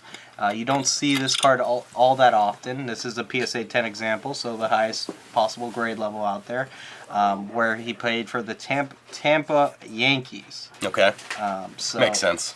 So 1990 was when the card was produced. Not his most iconic card, of course, which is 1992 Bowman, but this is the minor league card, so considered his first card. Yeah, and he's in uniform as opposed to in the Dockers and the polo shirt. Sure. So, definitely one of the more sought after minor league issues for sure. Yeah, these have got to be tough to come by. Definitely. The population is I believe, for a 10 in the 40s or so. But there's not that many examples graded, so it's definitely one of those cards to look after. It's for an investment piece. You're not going to go wrong for a guy that got First unanimous Hall of Famer. First unanimous right Hall of there. Famer. Legendary player. And this is one, it's on the modern end, but talking about how young he looks, it's something where when people look at him now, look at this card now, they say, that's old, because he looks like he's 10. And for sure, and I think it transcends to the vintage collector as well, because vintage collectors, though they gravitate toward the vintage cards and they collect the vintage rookies, they're always looking for, the next Hall of Famer. Or A Hall of Famer, yeah. a Yankee, the best at his position. Yeah, definitely. Very likely. Enter the Sandman. Yeah, and if you're a Metallica fan, this is a great card for you as well. Shout out to Chris Narrett and his karaoke skills on that one as well. If you see him at the karaoke place, you're probably going to hear him do that song. I don't think I want to witness that. Yeah, it's not great. It's not as beautiful as this card is, I'll say that. That's what we call a segue in the industry, ladies and gentlemen. So we'll move right along over to a... Oh yeah, I'm glad you picked this one. So this one's interesting. This one is a relic card. So it's a 1999 Upper Deck piece of history, Babe Ruth game used bat card. So the story about this card is it's arguably one of the first bat cards ever produced by any trading card company. So a bat relic. Out in the front. out in the front of the trend. Yeah, definitely out in the. What's the bidding at 26? 2,600 right now. Yeah, so definitely the first time people did not like when they did this. There's some uproar about it. There definitely is about some the uproar. sales. They're cutting a piece of a game used bat and putting it in a relic. So Yeah. there is some controversy to it, but it gives the collector a chance. You know, most collectors can't own a full That's the bat. thing, and to play devil's advocate, yeah, very few can afford a Babe Ruth game-used bat, but you got something like this, then not only is there going to be more opportunity, but there's a chance that people can actually get their hands on it. Definitely. So this one's graded a 10, and there's only 6 of them at that grade level. There's some speculation where there was only 50 of these produced. Okay. Give me the inside info. What do we But got? there's no real way to tell that these cards weren't numbered. Mm-hmm. But this was part of I believe the 500 500 home run series that they did. So every player that got 500 home runs, They had a relic. they had a relic produced. So either in 1999 or 2000, where they issued this It series. is kind of cool thinking about them just putting together the game-used bats from the 500 home run. Yeah, I don't even know how they cut it up into such a small little neat piece. But Yeah. Must have some specific bat cutting machine that we're unaware it's of. probably a bat chipping machine. Or, Some special chipper, and they just toss it in there. I wonder and how it many just spits out the relics. Yeah, I wonder how many pieces put together. The bat. That's true. Let's get Jack on that. Jack, can you measure this and a Babe Ruth bat and try to piece together how many of these were in existence? He's great at research, and he loves projects like that just being thrown on his plate. I think that one would be impossible. He'll find a way. Don't doubt him. Don't doubt him. All right. Well, now switching gears to the most iconic player in today's game. No question about that. There's definitely not a question. Here's a 2011 Topps update. Mike Trout, Diamond Anniversary, created a PSA 10. So this card speaks to, again, I think this card transcends generations. I think people that are watching Trout, stat-wise, definitely Hall of Famer, just given Of course. what he's done right now. The largest contract in MLB history right now. He can afford a few of these cards, I actually. think he can. I think he could buy... Corner the market. He could corner the market on his own cards. It's a good investment. Hey, Mike, if you're watching, I'm sure you are, and you need some investment strategies, we got you covered right here. So, this card was produced in honor of Topps' 60th anniversary. What's considered the Diamond Anniversary. The traditional Diamond Anniversary. Yeah, I'm not too familiar with the anniversaries and how they correspond. But You just wait until 2 days before the anniversary. yeah, and and you look it figure up on out. Wikipedia. Exactly. They have your full breakdown on Wikipedia Exactly. for that. So, this card was issued. The Diamond Anniversaries were issued one in every 4 packs. Okay. So so that averaged to about, if the correlation is correct and there's perfect correlation with the packs, it would average to 36 boxes. So Just did that math in Yeah. his head, ladies and gentlemen. Impressive. I can About- see that. about the wheels 1,300 turning. packs is what it equates to. Okay. So the odds are, even if you open 1,300 packs, you maybe It's weren't not going to gonna get happen. one. So Yeah. it's great to see a card like this. One of the most iconic, his Topps Update card, even the normal one, is bringing a PSA 10 upwards of $700, $800. So just for a normal Topps Update card for that amount of money is really good to see in the modern era. The modern era is transcending to the next level of collectability and garnering these next level prices. And they're finding good ways to create value. And this is a perfect example. I mean, whatever Pete says, this is a beautiful looking card. Yeah, I love the design. It's definitely, to me, one of the most appealing cards out there. It pops right when you look at Yeah, it. if you see it, you can't help but taking a closer look. You're going to Yeah. pull it out. It sparkles, I know, it does. It's like a diamond, Larry is asking, was Diamond Cards a local business that printed cards down in Florida? I'm not quite familiar, but that probably sounds right. Larry's been right, so I'm gonna... Yeah. Larry's got a good track record. Yeah, I'll say Larry's that. got a good track record, but he's probably right. With the minor league issues, most of them are produced in the local area and distributed either at the ballpark or around the ballpark when the games are going on. Right. Like that Jeter card we have that we were talking about the other day. The 93 The Junior. 93 Yeah, just to Junior. mention, I was born in 93, not like Pete's, what did he say, 1968? I believe so. So to Does me, everyone have to give their age on the show all of a sudden? I think so. Where were you born? You could be somewhere in the middle, I'm 39, if everybody wants to know. To me, 1968 is like ancient history. Right, vintage. yeah. Very vintage. Very vintage. So it's all right to have a person that's, a VG maybe at that age. It's understandable. Love you, Pete. So we'll move right along. Sorry, Pete. Sorry. So we'll move right along to this a 1962 Topps signed baseball card collection. I like the signed entire collection. Just the time it takes thinking about that. Just imagine how long it would take to acquire, just sitting at the ballpark, just to acquire some of these signatures. Here we have, most notably, the best card there included in this set, which is the 62 Clemente, signed in beautiful red ballpoint ink. I believe Which turned out to be a good color to use on this one. Yeah, definitely. Sometimes it doesn't turn out that great, but this one pops. It's kind of signed in a dark spot, but it still pops. With the red, yeah, it worked out. Yeah, it definitely worked out. Most of the cards in this, I believe, all of the cards in this set are signed in ballpoint. So the guy really definitely knew what he was doing. He knew what he was doing. Hey, guy or girl? He definitely. The person that was collecting this knew what they were doing in terms of signed cards. It was looked at originally as kind of like a sin to get cards signed. Yeah, there is still some debate about that. There is, but it's more widely accepted now. Sure. And the market has shown that. The market is extremely growing for signed cards. And especially a vintage set. Yeah.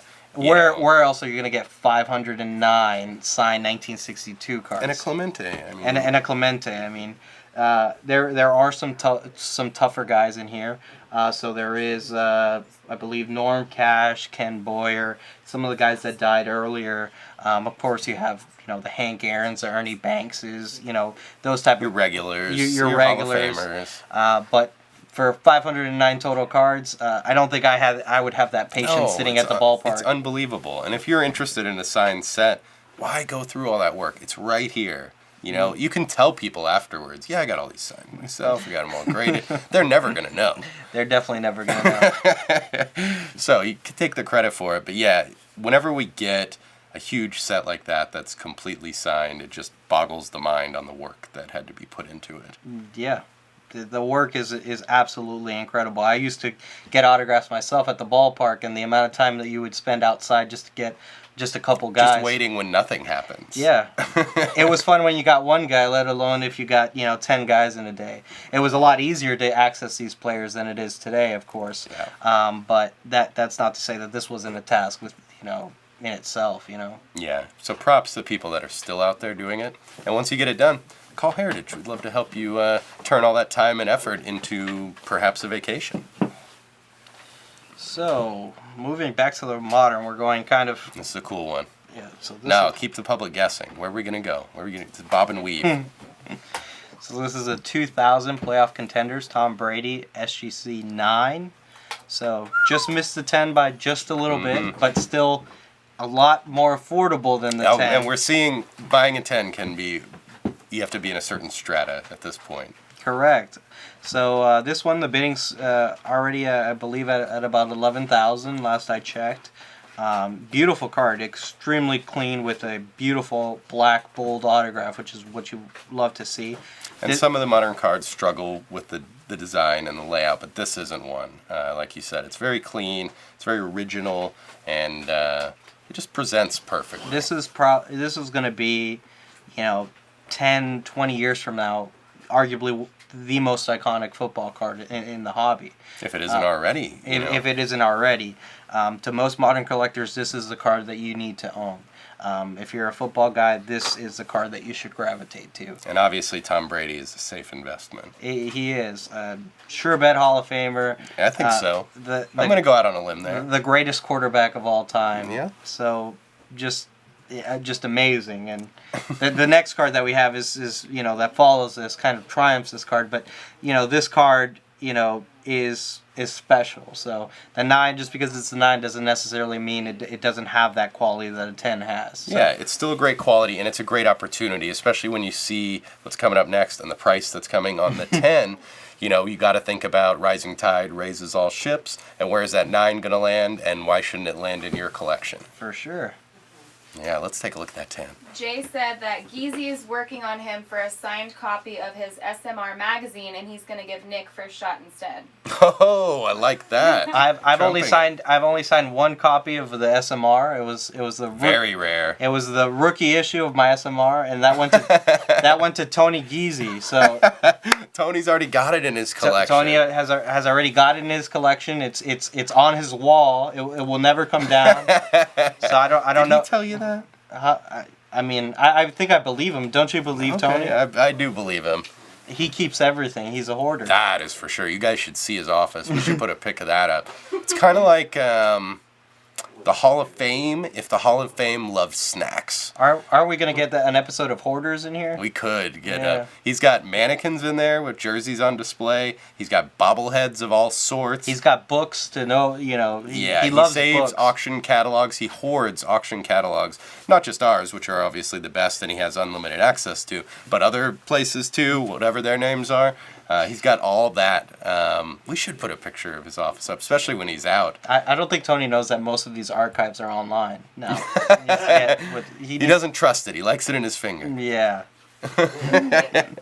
Nick, Jay says he'll trade now with Tony for that. So it's priceless. We're making deals right here. We're wheeling and dealing. We got the auction going on and then side deals as well.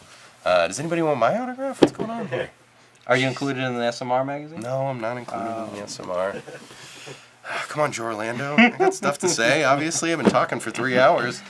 And speaking of which, we got 8 minutes left until extended bidding starts. So it's getting down to it. Don't wait till that last minute. You know you're going to bid on it. You know you want it. Go ahead, go over there, click on it, and come back. We'll still be talking and presenting you highlights and the best content in the industry right here. Do you need a sip of water? No, I'm good. I'm good. I got the margarita over here, so that's what keeps me going. It's my fuel. So here's the big the boy. much ballyhooed. Yeah. So and rightfully so. I do not know what the current bid is at. Oh, let's find out. Let's find out if it's still the same. Yeah, this one exploded immediately right when the auction started, and has continued to do so. So we've got it at 140,000 right now. So crowd gasps. It's going to set a record for the card for the card that it is. Already in a record? Already a record. Yeah, there we are. So record setting. Where's the sounder? Bum, bum, bum, bum. There we go. So the last sale was 110,000. This one's gonna, if it stays where it's at, it will be at. Let's keep going. People, if you haven't been on this, you got 7 minutes left to get in. There we go. There's the record sounder. Yes. But yeah, let's keep going on the bidding right now. The bidding with the hammer, I mean, with the buyer's premium included, is 168,000. That's great. Nice math. He's nailing that math there today. I just looked it up on the website, so it does the math for you. That's true. That's another thing that Heritage does for our clients. You don't have to do the math. We're going to do the math for you. Heritage. Sometimes easy math is the way to go. Yeah, that's true. But yeah, you're not going to see another one of these PSA 10s. Most of them are already in the hands of the probably. They're buried in somebody's collection. They're buried in somebody's collection. So these astronomical prices that you're seeing will probably continue just because PSA's probably not going to grade another 10. So and Brady's still playing at a very high level. Anyone who's got this in their collection. I mean, didn't he say he was going to play till he's 45? There could be a few more rings in there. Sit on it, see where it goes. Yeah, for sure. this is an investment for sure. You know, it's a safe investment just based Yeah. off the player. And Brady doesn't put himself out there anymore. I mean, just his autograph alone when he does a show is upwards of $1,000 Yeah, already. tough to get. So, and definitely tough to get. He does one private signing a year, and likely once his career is over, he may not do another one. It's similar to, And good let's luck say, getting him to sign if you catch him out, if you're at some supermodel party or something. And yeah, and he's not going to give you a rookie signature like he No. put on this No, no, card. no, His that's signature definitely changed throughout his career, and if you get him in person, you may just get a scribble. So it's definitely great to see a card like this offered through our auction, and it's great to see the numbers that it's bringing. Again, the modern card market is a surging market. It is. It has to do a lot based off the player performance, of course, but just based off what Brady has accomplished throughout his career, there's no sign of something like this going down in value. And a lot of people want to collect the players that they've seen play. Yeah. And a lot of it, I love yeah. Oscar Robertson, and I love that 61 Fleer, but I never saw him play. I've seen clips on YouTube, but everyone's seen Brady. Yeah, everybody's seen Brady, and even with the current guys, it's all speculation of how they're going to perform. So when you see players currently playing and they have a great game, from one game to the next, their market could double. And that's an interesting part of it too. Yeah. Is So it's still out there. It's very much like the stock market. It's very up and down swings based off player performance. If the player solidifies himself like an elite player, you should see the transitions between, let's say, a Patrick Mahomes, or let's say the speculation with the Cleveland Browns with Baker Mayfield. Those type of guys, their markets are surging right now based off total speculation. Speculative investors. Yeah. Just like the stock market, as you said. And there's always the possibility, the risk that player makes a mistake and his wife chases him with a golf club and he runs over a fire hydrant, but then boom, makes a little comeback. over a decade later, he's right back and his material's doing well. Yeah, and hypothetically. Even just to mention that, I mean, what happened at the Masters, with Tiger Woods making that comeback, in his Fantastic. career. Everybody knows that Tiger Woods, will go down, if not the best golfer of all time, the second best golfer of all time. And his market was still pretty strong even before this happened. But right when he won, his market doubled. Yeah, things started coming out of the woodwork. We were getting calls. Yeah, definitely. And people gravitate towards success once you make that comeback and that next level leap. That's what people love to see. So, and people want to see what's he going to do now. What's the next step? Yeah, And, I almost bought a Tiger Woods the other day. You should. What are you waiting for? I waited too long, I guess. And speaking of waiting too long, go ahead and hurry. We're just minutes away from extended bidding starting. So take one last look through what you haven't bid on. You will still be able to bid on items you've already bid on after 10 p.m., but you've got just a few more minutes to get those prior bids in before extended bidding. Let's move right along here to Yeah. not your favorite card in the 61 set. It's not, but it's up there for sure. It's up there. And this one's a beauty. It's a beauty. So it's a 61 Fleer, Jerry West. His rookie card, of course. The logo's The rookie logo, card. yeah. So anytime a player has the logo, that's It's hard to top that as far as cred. yeah. Everybody knows about Jerry West and the logo, so he'll live on, as an immortal, not just for what he did on the court, but also, the logo itself. This is a PSA 9 example, beautifully centered card. Colors just pop right out. That orange just pops, the and the yellow orange. just pops. See, I like the orange background on him. So. Yeah, and he's definitely making a name for himself just based off what he's done as an executive. So definitely making smart moves. Not only did he make great always moves as ahead a of the player. game. Yeah, he's ahead of the game in terms of playing and in terms of his mindset for the game and spotting talent is incredible. So this one. The bidding's at 13,000, right? 13,000. A little bit out of my price range, but you still got same. You still got a minute. Let's talk to Chris Ivy about that. Yeah. I mean, we can't afford these beautiful 5-figure cards, so maybe you can do something about that. Maybe after Indian Princesses. So you have a minute to bid on this one if you. If you didn't get it in right now, we're watching the big board. We've got this giant clock. It's like Times Square in here. Can't show you because of security reasons, but it's just counting down and blaring right on the side. But He's asking why the giraffe logo. The giraffe logo. Oh. I thought he was talking about in the office. I was saying, how can he see? Yeah, the giraffe logo on here for the Lakers. It's a great question. Let's pose it to our staff in the back. Anyone back there watching? They're probably all eating, if I had to guess right now. Recouping before the madness that is extended bidding starts. But I'm wondering that myself. Was that Jay who asked that? My buddy Jay. Yeah, your buddy Jay. Jay's on it. I like the participation, but we're going to find out that answer for you, guaranteed. Yeah, and extended bidding Is off? has begun. We're Wow. off and running. It's an exciting time for the auction closing night because this is when things really start to heat up. A lot of people calling, a lot of people with questions, a lot of people who it gets feverish. Let's say Yeah, that. now's When the clock is on. Now's the time to bid. Now's kind of when you're sweating. It's a period that you're just waiting to see whether you're going to win What's a lot, gonna happen? or if it goes a little bit out of your price range, or hopefully it falls to you at 10:30. You never know what's going to happen. In extended bidding, and I believe that's the best auction process. And the cool thing about it is if there's, a couple things you want and you've got a budget, set funds, you get outbid on one, you can't go past it, you can move that money over to another lot.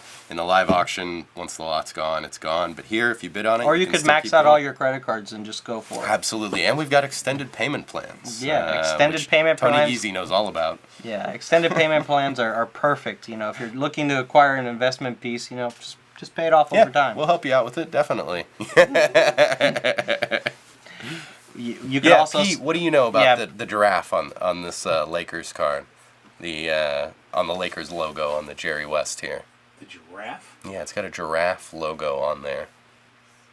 Oh, And it's so cleverly done. I've seen this card so many I times. never noticed that. Never thought about it. you just gravitate toward the player. You don't gravitate towards That's the little true. image. That's true. How are you going to draw a Laker? That's a good point. How are you going to draw a Laker, he says. All right, so everybody out there, go ahead. How would you draw the logo with the Laker? And you can email them to Pete Calderon at peterc@ha.com. And also There you go. CC the Lakers on there. Maybe they'll change the I logo. bet. They're looking to make a change. They want your hand drawings is what NBA teams are looking for. So I'm glad you chose this. First hockey card of the night. first hockey card.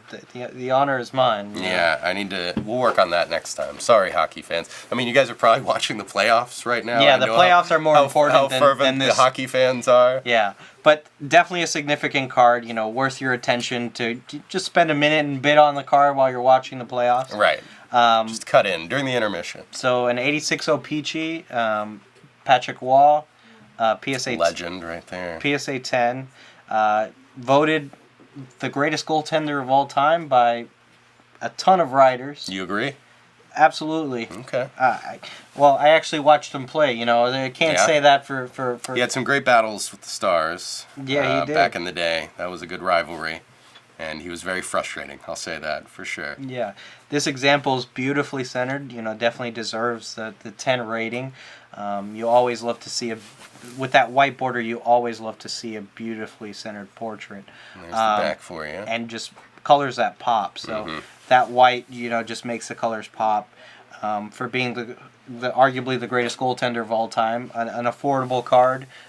Investment wise, you can't go wrong with this card. And when you're looking for Hall of Famers, like you said, this one's a little bit more on the affordable side for a rookie card, and obviously a legend. Hard to believe anybody's going to top him as far as best goaltender. And a more modern era card. So with different sports, the shift in modern era.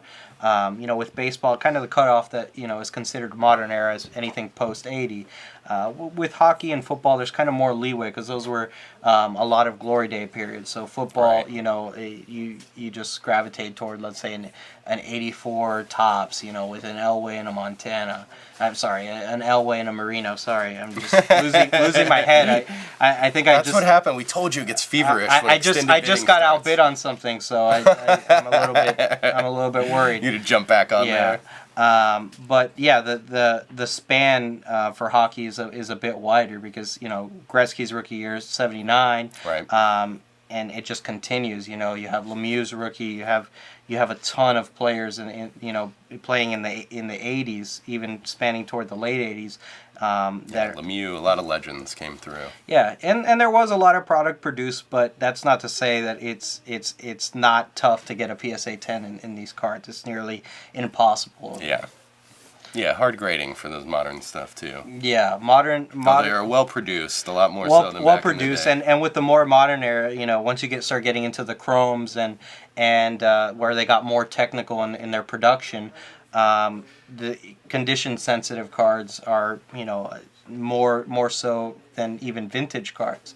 So cards right out of the pack today, you know, there's something wrong with them. It doesn't necessarily have to be a corner, an edge. You know, the surface a lot of times is what. And the people issue are just assuming everything that comes out now. Yeah, everybody that's not the case. Everybody assumes that they're going to get a 10 or a very high grade, and most of the time you really don't. I mean, of course, you know, the odds are you're going to do better than, per se, a vintage card that's been sitting in somebody's Say garage. 80 years in the attic.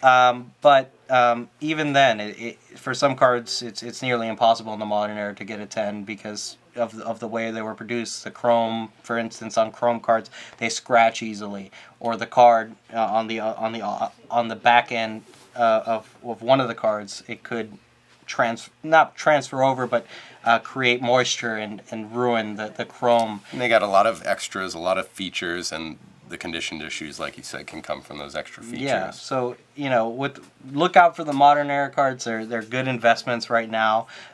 It's a surging market, but it's a market that will continue to grow as we you know, move on. 10 years down the line, this card's going to be considered older. So you could see that this card 10 years down the line is double in value. So as Pete showed us, everything gets older. So. Everything gets older. You know, I mean, he's made it this long, so right. Yeah. Very true.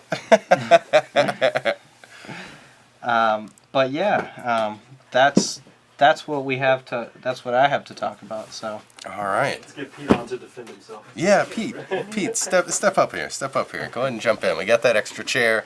We're extended bidding. Let's talk a little. Do you guys want these now? Yeah, I'll take him in just a minute. But yeah, he slides back in. There he goes. So yeah, you know, we heard Pete disparaging the modern a little bit, his foiled jokes, and Nick is our modern expert. So, you know, I'm not saying a fist fight needs to happen here, but we need like a poster, like an Ali poster, like Photoshop. I like that. Me and I like Pete. that idea.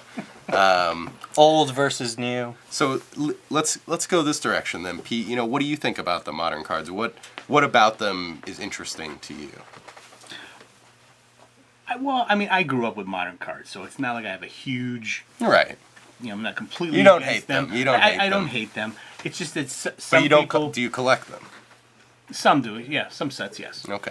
It's just that some people go beyond what their generation, what their experience is, and they like older stuff. Some people are fascinated by it. Some people aren't. You know, it's just something that I prefer, and I guess maybe because the first cards I was given were by my grandfather, and they were old tobacco cards. Okay. So I was just like in awe. That can be a big factor It too. is Is how you absolutely, start. right? How you start. And a is lot of big people factor. started, you know, that are, you know, Nick's age or even my age, which is kind of right in between you guys. But yeah, they start with what they see or Right. just what they stumble on. Right. It could be even. Right, and it's how every collector starts. You know, it's just, and then there's just something in some people where they expand into other eras and other generations, and you know, it's not for everybody, and that's fine. I mean, you know, some people have just a stronger sense of history and nostalgia, and you know, if you don't have that, because it's even true, even you know, with states that don't have a lot of major league team history. So yeah, obviously, card collecting is not going to be as popular. So it really is about your experience, and some people like the shiny and the glossy and the you know, silver foil. Nick, you got a and- 2 minute. 2 minutes to respond. Well, I feel like the knock on modern cards is that they're overproduced. Right. We hear that a lot. The card market adapted to that overproduction and issuing limited cards in The production. 93 refractor. Yeah, the 93 refractor was one of them. You know, only issued about one or two a box on average. So when they made that shift, they gained more legitimacy by doing that. And once over time, now people are realizing that, and now that's why you're seeing prices for, let's say, the '93 Topps Finest Griffey that we have in the auction. That's great card. already at over 6,000. Cards like that, they're of course going to transcend generations, but they're also from a rarity spectrum extremely rare. You're not going to you could find a '93 Topps Finest box is going to cost you quite a bit of money, and the odds are there's not a Griffey sitting in that box. Right. And it's probably not going to be a 10. Even if there is. even today, let's say you open a 2000 playoff contenders box, which will run you about $6,000. Most people say, "Oh, you rip it and you could get the Brady in there." Right. And if you get a Brady in at 9s or at 10s, 10 is let's say 160,000, or the 9, let's say, is already at over 11,000. Then that's $6,000. It's a lot more risky than people It's a lot think. more risky. I believe there was only like 2 or 3 autographs in that product that year. So it was extremely, extremely hard to pull it. And that year there was maybe over 60 autographs in that product. So you have a 2 in 60 chance. And most of the time, some of those products in the early 2000s weren't correlated. So sometimes you got the same player twice. So you were kind of bummed out when you got that pack. You got the box and you opened it and you got the same autograph of the same guy. Right. Twice. Especially if it's some spare or something. But I think there's definitely going to be the tide is picking up with the modern cards, and that's what we're seeing. I mean, it used to be kind of blasphemous to think that a modern card could garner over $100,000. Yeah, definitely. Now you're seeing it on a more consistent basis. There's a lot more modern cards out there than you would think that would sell for over 100,000. And confidence is a big part of it in the market. If people are confident that these values are going to keep increasing, then they're going to invest in it too. Yeah, and it's pointing to a lot of speculation. People always want to look to hitting the home run. Mm-hmm. So for baseball, prospecting is big. So they want to great get baseball analogy. Yeah, right there. they want to get the first card of the player produced, and that guy has not played an MLB game, but they'll pay for the best card. They'll pay $2,000 or $3,000 for the player's best card, and he hasn't played an MLB game. Yeah, so there's a lot of risk when they haven't even played the game yet. The odds are that player's never going to play an MLB game. Even if he's a top-rated prospect, we've seen plenty of top-rated prospects never make it to the MLB. So, and like when we're at the National, we always see the new product for the NFL rookies that, their careers haven't even started yet, but they've got great product out there for them, and there's people putting money into it. Steroids. What do we Talk about got? this card, Pete. You want me to talk about this card? Okay. Yeah, we Lee have jumping in here. Lee jumps in here. We have a very rare, not a rare player Yes, T206, but what makes this one special is the back is Hindu Cigarettes, which is one of the rare brands. The Hindu cigarette ads, you can find them in red ink or brown ink. This one is a red back, and it's proven to be very popular. It was a Currently now it is at $6,500. 65. Wow. That's why I wanted pretty to bring incredible. this to you. Yeah, please. what's hop in. how many are there of the card? There are 8 known examples. Wow. Yeah. It's just a random. So rare backs for T206s, extremely, extremely popular. Hindu backs, you could find hundreds of T206s, and you're not going to find a Hindu brown back right, exactly. on that. This card dates back to Pete's era of collecting. Meaning that's when he's from, or maybe his we already know his age. He already put his age out there very bravely. Let's look at the back here. Let's give people a shot. Yeah, that's the more important part of the card. The grade is in most of these rare backs. And it's they're a going to cool be design on the back. I like that one. It's going to be tougher. These rare backs normally condition isn't really that important. It's the back that's important because there's only 8 known examples. So, and the odds are the best known example is going to be maybe a 2 or a 3. Very likely, yeah, So- absolutely. So even a 1 in some cases is the only known example for some of these backs. So it's always great to see a rare back. It's always fun when you're dealing with T206s to just turn over the back and see what. Oh, absolutely, yeah. That's one of the great, because every T206 collection is different, and And none of the players are ever going to show up in a TMZ scandal video or anything like that. So. That we know of. That we know of. We got a reel-to-reel video. I'm drunkenly walking out of a bar or something. I'm interested in that. Okay, and that's another nod toward the vintage. Those players, look what they accomplished. And they were filled on hot dogs and beer, and they still played that well. They still had issues. They just weren't reported. Exactly. Is the problem. And they still probably had a day job, too. Nice.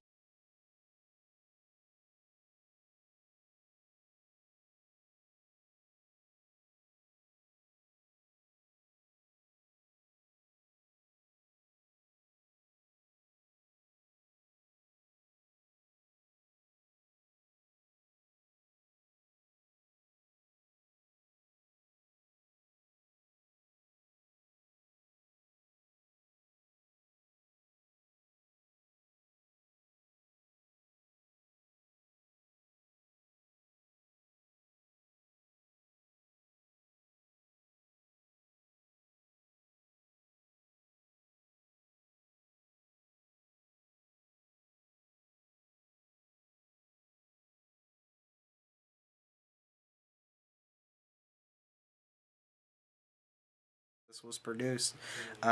These rare backs are just the examples of rarity, you know. And that's the exciting thing about an auction, especially with extended bidding. We're experts, and we have our prediction on what's going to go, but you never know where things are going to end up, what's going to surprise you. We might have miscalled this one, but Yeah. And we're in a separate room from the rest of the staff. A lot of the staff is in here, but if you could hear in that other room, it's all night long. The 52 tops manels at X, you know, people just shouting out as the results come in, what's surprising, what's interesting, things they might have wagered somebody else in the department about what things are going to happen. That goes on from And time to time. there's always a surprise. There's always a shock. There's always that one card that, you know, from just because it speaks to that collector that day, that minute, it's going to do double or triple, you know, sometimes. Somebody needs it for whatever reason. Yeah. Somebody needed that Hindu bat, Hey, and here sometimes it is. They're going to get it, whatever it Sometimes costs. this could be the one opportunity for you to own that card. Because Right. sometimes that card will never come up again. And there's cases that happen, and more you're seeing that. These rare backs maybe come up, every 5 to 10 years in some cases. sometimes, Yeah. And with the technology now, you know, it's easy to search and find things out there. And when you're still not seeing something, you know it's not out there because you have exhaustive resources that to look means it's for. either priceless or worthless. Right. You know, The latter being my collection. Probably But one yeah. of the best points. Everybody likes to point out the differences between modern and vintage, but the truth is, the more things change, the more they stay the same.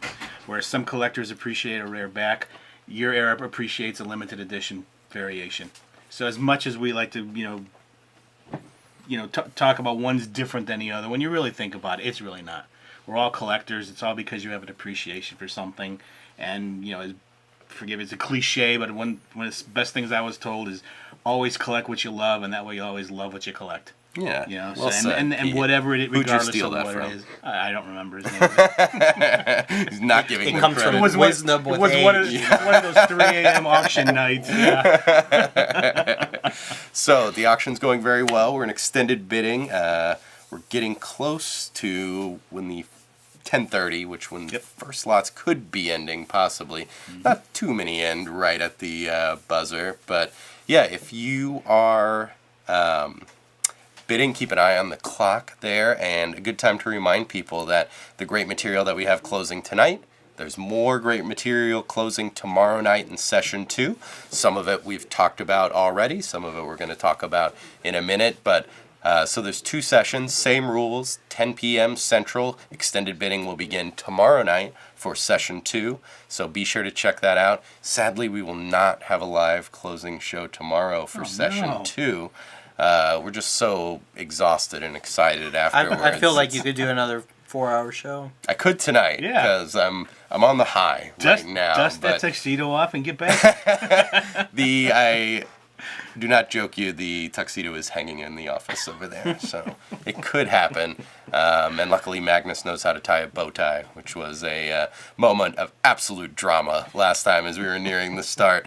But just nailed it. Those giant, muscular Nordic hands putting my bow tie together.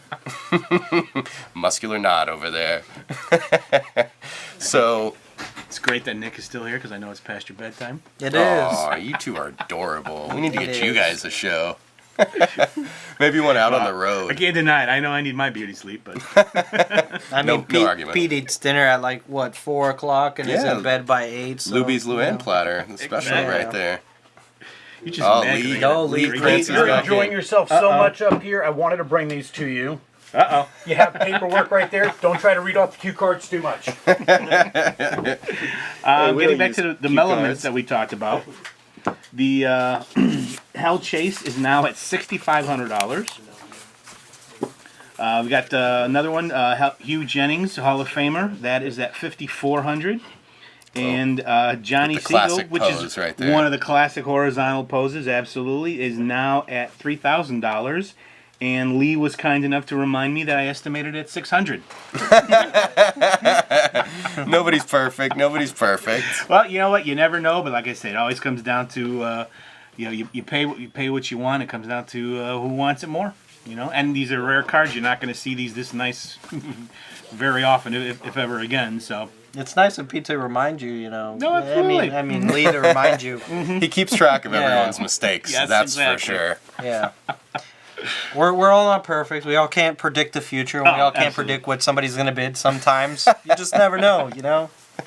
But with these rare mellow mints, you rarely see them. I mean, right, and Texas you is and you out. really see them this nice. I mean, to get a 6 on a Melomint is no easy feat.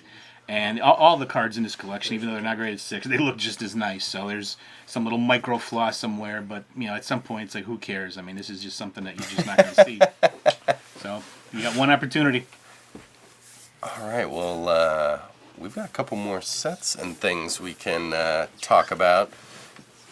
Hey, Jack, can you grab me lot all right. 55017 over there? Oh, there he goes. All right, Pete, you taking off? All right, you guys have your fun. Yes. Thank you for joining us. Oh, thank As you for always, having me. pop back in anytime. Do you need company or? You do what you like. No, I could stay yeah, if you need me to stay. Hang out. Your first 2 are down bottom right. Oh, there we go. I think Jack wants to make an appearance. I think that's what I'm. Yeah, hearing. Jack, jump in here. Come on. All right. We promise things, and I'm trying to uphold at least some of Good. them. Somebody's, the internet, so somebody's out there keeping track of what we've said. We talked previously. Did we lose the easel? No, it's right here. It's right. About the W560 set. Yes. And we talked about the Jokers. This is one of them. There's a few. Nicely but Babe done. Ruth is one of the Jokers. That's fitting, I gotta say. Yes, absolutely. 27 again. Good year for him. Good year for him. Babe Ruth, one of the Jokers, 1927 season. We wanted to follow up on that one because there's definitely promises, like we said, we can't keep. Jack's just finding these obscure cards. Absolutely. I didn't even realize this was in the auction. Yeah, I didn't Yeah. either. Neither did I until I looked it up. And we've gone a little too deep into the show without mentioning that it was Jackie Robinson Day earlier this week. Very true. So we've got his 48 leaf here in a Beautiful 6. card. Yeah, this one was doing well last time I checked. His most iconic card. Yes. Yep. Yeah.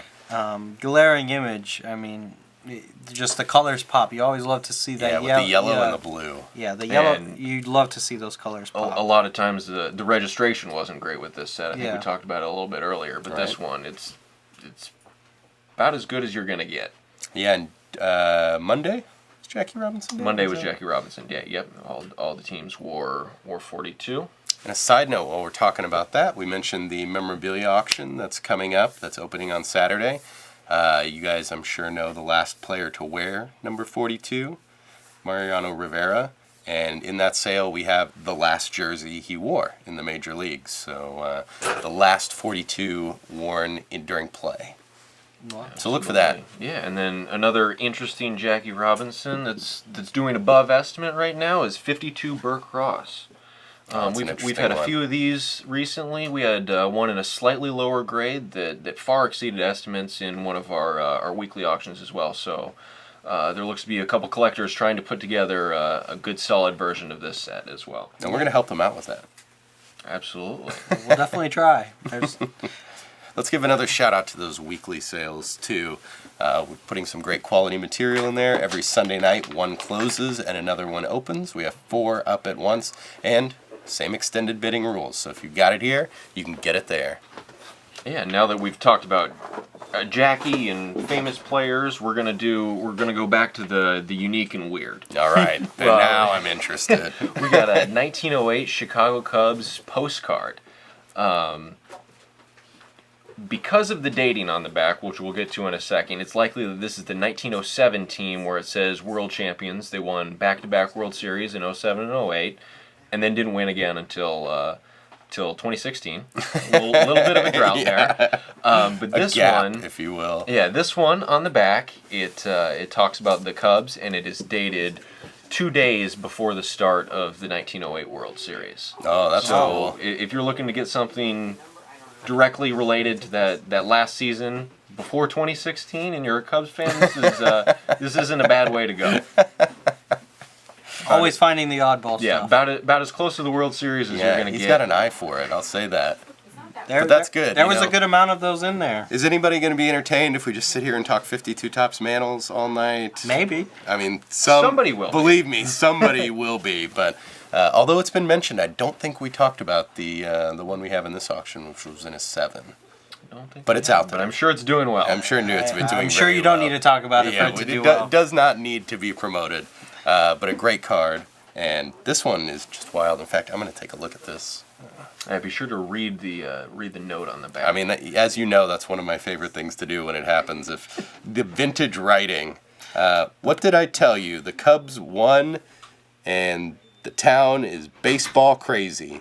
Your brother, Fred. Nice. That is a. That was a thoughtful touching. brother there. Yeah. I don't think my brother would send No, it. he was Yeah. calling to say, like I told you. Oh, yeah, I told you was so. right. Yeah, I this is an guess. I told you Yeah. so postcard right here. But it's still a nice postcard to keep, you know? And like we discussed, you can see right there the address, Mr. James Redding, maybe? I think and you're giving away sensitive information. Waverly, Iowa. Boom, you'll find him. Send it out there. No problem at all. And yeah, if he's still receiving mail, good for him. He'd probably be interested in correspondence. So we're helping him out. Mr. Redding in Waverly, Iowa, right there. Very Yeah, cool what's piece. great about this one is it's got baseball content in the note. It talks about the Cubs. A lot of them are just saying, "Oh, hi, it was nice talking to your cousin the other day," and it doesn't say anything. I still don't about have that. dysentery, so happy Yes. about that. I didn't die on the Oregon Trail. Congratulations. You still have a brother. Yeah, some of them are just mailed as is. They don't even have writing on the back. Kind of Yeah. what collectors like to see, Yeah. but even so, this one's cool because it's baseball related. Personally, I like it when it's the vintage note on there, even if it's a letter, but the postcards or scorebooks, anything like that. I like to see what they were talking about back in the day. Really dig And you into love the to see the history. post stamp on there. You know Yeah. when it was dated. You know that's always nice to see. Yeah, definitely. And sometimes the names on them are great. They're Ulysses T. Sherman or something like that. And unfortunately, this one didn't have quite as a unique Richard name. Pinkstaff, I believe, Yes, was one of them that we I'm had sure earlier. You've Yeah. got a collection of all the names I that do. we use for our. Is this player in the T206 set or not? Yeah, look for that. I've fallen off on that, but we're going to get back into that. That was an interesting series. But yeah, the names back then had some flavor. There's no They doubt. did. Talking about Pud Galvin earlier. That's another one of my favorite vintage names. Mike Provenzale. Doesn't that have a ring to it? I mean, it does to me. And as they say, your own name is the most beautiful music you'll ever hear. So Certainly I true just for did. Derek Grady. Definitely true for Derek Grady. you can just say goat, and that's ringing for him. All right, so another set. This is I bet this is one that Pete likes. He likes the Yeah, non-sports he should have stayed material. to talk about it. Yeah, but this is everybody's favorite right here. It's Mickey Mouse. This is incredibly rare 1935 R90 set. Mickey Mouse with the movie stars. And just some really interesting imaging on here. So each one features Mickey Mouse and some Hollywood star and a caricature of them. And this is #1 on the PSA registry for this set. So if you're a Mickey Mouse collector and the R90 collector, this is the one you need right here. This card is the one that spoke to me. It says, I can't get my mind off Mickey Mouse. So, And if that's speaking to you, you should be bidding on yeah, this. you should be bidding on this. Definitely not a set that you see every day. I mean, probably the toughest Mickey Mouse set out there. It is. It actually serves as the closing run of a high number to the very popular and very common R89 Mickey Mouse set. But great caricatures of 1930s movie stars. One of my favorites is there's one with Charlie Chaplin. There we go. We've got it up right there. here. We We've spoke got it about right this there. one before. This is Mickey Mouse threatening Charlie Chaplin with a gun. And let's just face it, that's a rare image. I don't think Disney would do that anymore. No, I don't think so, and probably one that didn't make it into the movies. But I saw that, and it just cracked me up. And so I started looking at this set, and yeah, if you like Mickey Mouse, if you like 1930s Hollywood, heck, if you like caricatures, this is a great set for you right there. It's very cool, very strange, very odd, and most of all, it's got Mickey Mouse. So Very great illustrations there. The art is great on there. yeah, Oddball for sure. I was digging it for sure. Yeah, and I mean, you can't go wrong with Disney. Nobody can go wrong with Disney. So that's good stuff. And like we said, #1 on the PSA set registry. So Mickey Mouse collectors know. Alright. And, as you guys may or may not know, Jack is the in-house historian here, so he could give you He the is. rundown on some 56 tops U.S. presidents. Despite Yeah. Pro being the history major. I was actually a history major too. Okay, So we so got I'm one. the least qualified, but I'm apparently the expert. but I like the President set. I just think, I mean, I like a lot of the non-sports sets. Pro, name all the presidents in the set without a list. I'm not going to brag like that. Come on. Sorry. I mean, you know I can do the, my little trick is doing all the presidents in alphabetical order. But I'm not going to bore people with that right now. But yeah, so this I is the heard, 56 I heard Tony tops. could do that. Yeah, Could we put money on that one? I will tattoo my arm turquoise and red I stripes put money if doesn't Tony know can more do than that. 10 presidents. Okay, shots fired, Tony. So Tony flashcards, just so. it's my sleeve striped He's got to turquoise study and for a red full tattoo. day. But I like this president set. I love U.S. history, and when I see the crossover into sports, it gets me excited. I love the Calvin Coolidge rookie card that's in here. Hard to find, very hard to All find. 9s and 8s. Yeah, just 3 at 8 in here. The rest are at 9s. A partial set. There's 19 in there, and a lot of rookie cards. You got the Roosevelt rookie card in there too. Yeah, I think you gotta enjoy the Ike with some tasteful D-Day scenes in the background. Hey, that is a point of pride. So Absolutely. yeah. But yeah, and great depictions. They look great. Yeah, the artwork is illustrations. great. Yeah, the illustrations are great. They put a lot of time into it, and some people say these sets are a little odd, a little quirky. I say that's totally normal, having the presidents on a set. The 50s non-sports sets for Topps, when Topps got into doing these 50s non-sports sets, they took the time. These illustrations were great. The original art cards for these are extremely sought after. Yeah.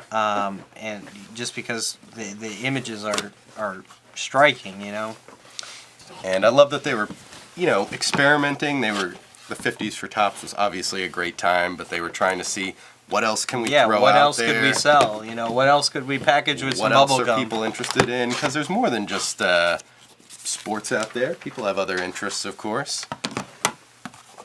Mike, you seem to be an expert. I saw the Benjamin Harrison. Is there a William Henry Harrison in there with him freezing on the Capitol steps during his inauguration? No, there is not. That is a And, shame.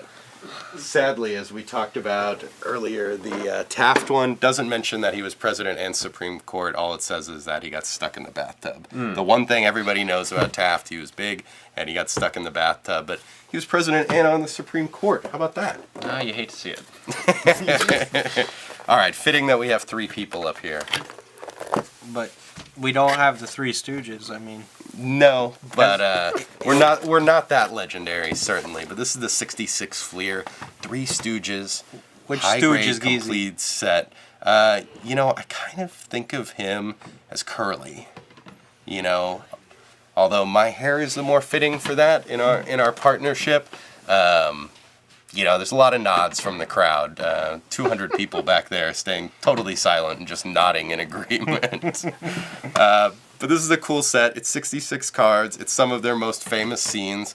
If any of you are Three Stooges fans, they seem few and far between these days, but they are out there. Classic physical comedy. I guarantee you Tony's a big Stooges fan. I just kind of feel that. You know, we've never talked about You it, sense it. but there's something about this line of humor that's really going to appeal to him. And where's Tony's comments? You know, we're here He doesn't working. be watching anymore. We're here working hard, and I think the Brewers might still be on. oh So well, that then yeah, supersedes that's an excuse. But we miss you, Tony. I know his mom's still watching. She's our #1 fan and a saint. A saint. The more I get to know Tony, the more respect I have for his mother and father. Absolutely. So yeah, 66 cards. This one's the complete set, 15 graded by PSA. And, you know, we talked about prices for all collectors. This one's about a $500 set. So, get in there. Great non-sports set. Yeah, and this one's tomorrow in session 2. So you still got a chance. All these ones we're going to talk about now are in session 2. So you've still got a chance to bid on it. In fact, you can go bid on it right now. And I dare you to. If you've got the guts. Larry's asking, what picture do the backs of those cards make? The Stooges one. Like, Oh, I believe they add up to each of the Three Stooges. yeah, it's like a poster. It's like a puzzle piece that you put together on the back, and it's probably And to Larry, one of each, I'm sure. I'd say if you want to find out, You gotta buy it. You have to Yeah. bid on this set. Well, Jay is thrilled to report that he just won 2 gem PSA 10s in the auction. Oh, nice. Congratulations, Jay. Yeah, anybody else out there who wants to brag about their winnings? We talked about earlier, part of collecting is Bragging. Is bragging. That's Exactly. why the PSA registry's there. You could brag right away. You know, Yeah, register your card and Yeah, know, get it up there, tweet it out. You need to be your friends. If you can't tell them you're better than them, then what are you doing? All right, this is a set very near and dear to my heart. If Erin Parker is watching, she's going to be very excited about this one. So Jack- how many times have you watched the trailer for the new one already, Mike? I mean, not that many. I think I'm at 50 maybe. Okay. One of the most thrilling We're trailers, probably- episode 9 out there. Probably pushing We're triple probably digits between us. doing a disservice by talking about it because I think it's gonna. People who have seen it are gonna click over and try and watch it. But come right back. We'll allow it. This is the 1977 Wonder Bread Star Wars set. This is a complete set, SGC graded, all 16 cards, and where have we got the Han Solo? That one's my favorite in here. Just a. I don't know. I like the Jawa. Yeah, the Jawa and the Tusken Raider is pretty good too. I can't argue with that one. And you've got a pensive, as always, C-3PO right there. Classic pose. It's got the Millennium Falcon. It's got TIE Fighters.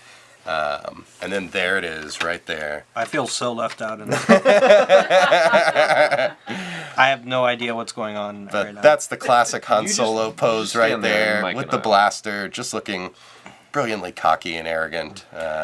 Sentiments that I can agree with. But yeah, very cool set. This is the high grade one. It's got the Stormtroopers card. That one's a hit or miss, kind of. Usually miss, I would say. And yeah, there's a Chewbacca card. Did we show the Chewbacca card? We've got Chewie in the Falcon right here. There we go. Yeah, in the Falcon. You gotta love that. But Star Wars has been popular for so long. Now it's popular for a new generation. And yeah, classic set. I never collected this one personally, but Well, now's your chance, I Mike. could right now because this is in High session grade. 2, which closes tomorrow night. So Still have plenty of time. Got plenty of time, but you know, as we talked about earlier, why wait? Why wait? Just get in on it right now. Keep going with the non-sport. Just- I am. Don't But you no worry. hockey, no love for hockey, just one. No, you know, I'll tell you what. I'm going to make a promise to all our hockey fans. Next time we're going to do more hockey. I just kind of thought it's playoff time. They're going to be so occupied. Their high bids are put in on what they need, and then they're watching the playoffs. You know hockey. You're a hockey fan. They'll watch any game. It doesn't matter if their team's playing or not. All right, and speaking of passion and things near and dear to people's heart, loving this one. This is the 1976 Topps Marvel Superheroes Stickers wax box with 32 unopened packs. I wore my Spidey pin for this one here. So, we're getting close up with the Spidey pin. Why not? Why not? But yeah, unopened material is very hot, including the non-sports unopened material. And this is one of my favorites. I'm a big fan of 70s Marvel. I mean, I love 60s Marvel too, but I'm currently rereading through every Amazing Spider-Man issue. What are your thoughts on the new movies being made and the new comics? I love the new movies. I love the new comics. There's some great stuff out there right now. If you're into Spider-Man, there's a great comic out there right now called Venom First Host, which is Venom's backstory before he encountered Spider-Man. Wow, we're getting deep into it right now. I'm kind of lost. I got distracted. Are there 4 different flavors of gum in this? There is. So the 4 flavors you got are spearmint, cinnamon, grape, and fruit. So gotta wonder about grape not being in the fruit section. Well, But it's got all your favorites in here: Captain America, Luke Cage, Peter Parker, Silver Surfer, Thor, Punisher, The Thing, Iron Man, the Human Torch, and also Conan and Red Sonja, if you're into that. So unopened material, there's 36 unopened packs in there. It's got the baseball card exchange, seal of approval, and obviously Marvel doing very well right now. And if you have any questions about the set, you could ask Pro. He probably knows call me. I'll about talk to you about this set all day long. I'm one of those people who early ordered in-game tickets, and if you're nodding your head right now, we can be friends. We'll catch Mike on some comics lives too. Yeah. How many times do you think you're gonna watch Endgame? Oh gosh, more than Chris Ivy would like me to be spending time doing that. I'll say that. So this one here is a special request from Catherine. This is the 1966 Get Smart set, and they are unique. And cutouts. I'm sure they're cutouts, and I'm sure you will like these, Mike. If you want to pass that down there. Oh yeah, there we go. We've got, it's not just a mustache; it's a dandy mustache. we've got the droopy eyes here. Let's get that in there. Let's get that in. I missed it. This is my favorite one. We've Get that also glare got Popeyes, which I like puns. Not Popeye. I mentioned that. I like puns. Ugly Eyes. Ugly Eyes. This is a cool set. This is my favorite. Dagger through the neck, if you want to scare some people. Oh, I like that. You got a left horn. I don't know if you got a right horn There too. is a right horn somewhere. Let's find that, and we'll put the horns on somebody. There's your right horn. Right There horn it and is. left horn. Interesting set, to say the least. The thing about this mustache one is the cutout is right here at the top, and so those parts we're going to go right up your nose to make that mustache work. So These went not right sure- behind your ear. Not sure about the perfect. technology on there, but I'm willing to try it. If somebody buys this set and they want to see me wearing this dandy mustache, we're going to do that for you. Yeah, we've also got a fan favorite, the droopy mustache, Oh, I think I'm going to have to pop that one on, actually. and once Mike does that, Ooh. enjoying himself clearly too much. We also have the thick mustache, which was stolen from King Kelly. I believe. Yeah, that is a talked about King Kelly previously. mustache right there. That's instant bravado if you have a mustache like that. Thick mustache with 3 eyes. The combinations are endless, and How could, Catherine is when you were a enjoying this kid, too much. how could you not rip these? Want to rip these out? That's the thing I was going to say, is to find a set where they aren't ripped apart. Who are these monstrous children that weren't playing with these? And they should be questioned. Yeah, right now. These are mostly higher grades, 6, 7s, 8s. If you don't have this in your collection, I think you're going to have a lot of fun if you add to it. Larry says we need these as emojis, and I agree. Oh, great idea, Where do Larry. we submit that to? We'll have to talk to our social media empress. Could we talk to here. Snapchat and get them as just face filters so we can put them on mic? That's a good consistently? idea. I think we should invest into the rights of 1966 Get Smart. I am a fan of Get Smart. That is a great show, and it stands up. I'll tell you that. On the record, Missed it it? stands up. By that much. Look at this guy. Nicely Jake done. does have a sports-related question. Fine. I think Back on track. I think the time has passed for that. Jay says, so I have expanded my PSA collection of the year into vintage non-sports. What do you guys think of the 55 Topps rails and sails?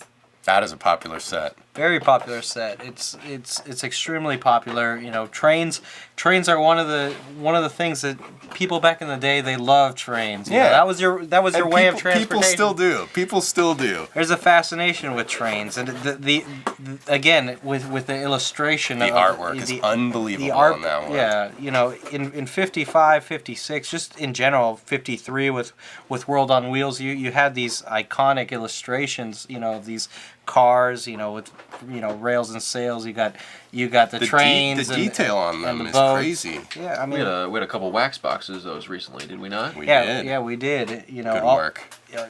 those wax boxes may end up, you know, in Jay's hands. He maybe ripped them open to try to get Yeah, his Jay, tens. did you buy those? You should have thought Yeah. about it. It's tough to enjoy the beautiful artwork if they're still in the box, although the boxes are attractive. Not Yeah. the Salo boxes. Those Salo Oh, the boxes Salo are kind boxes, of yeah. boring.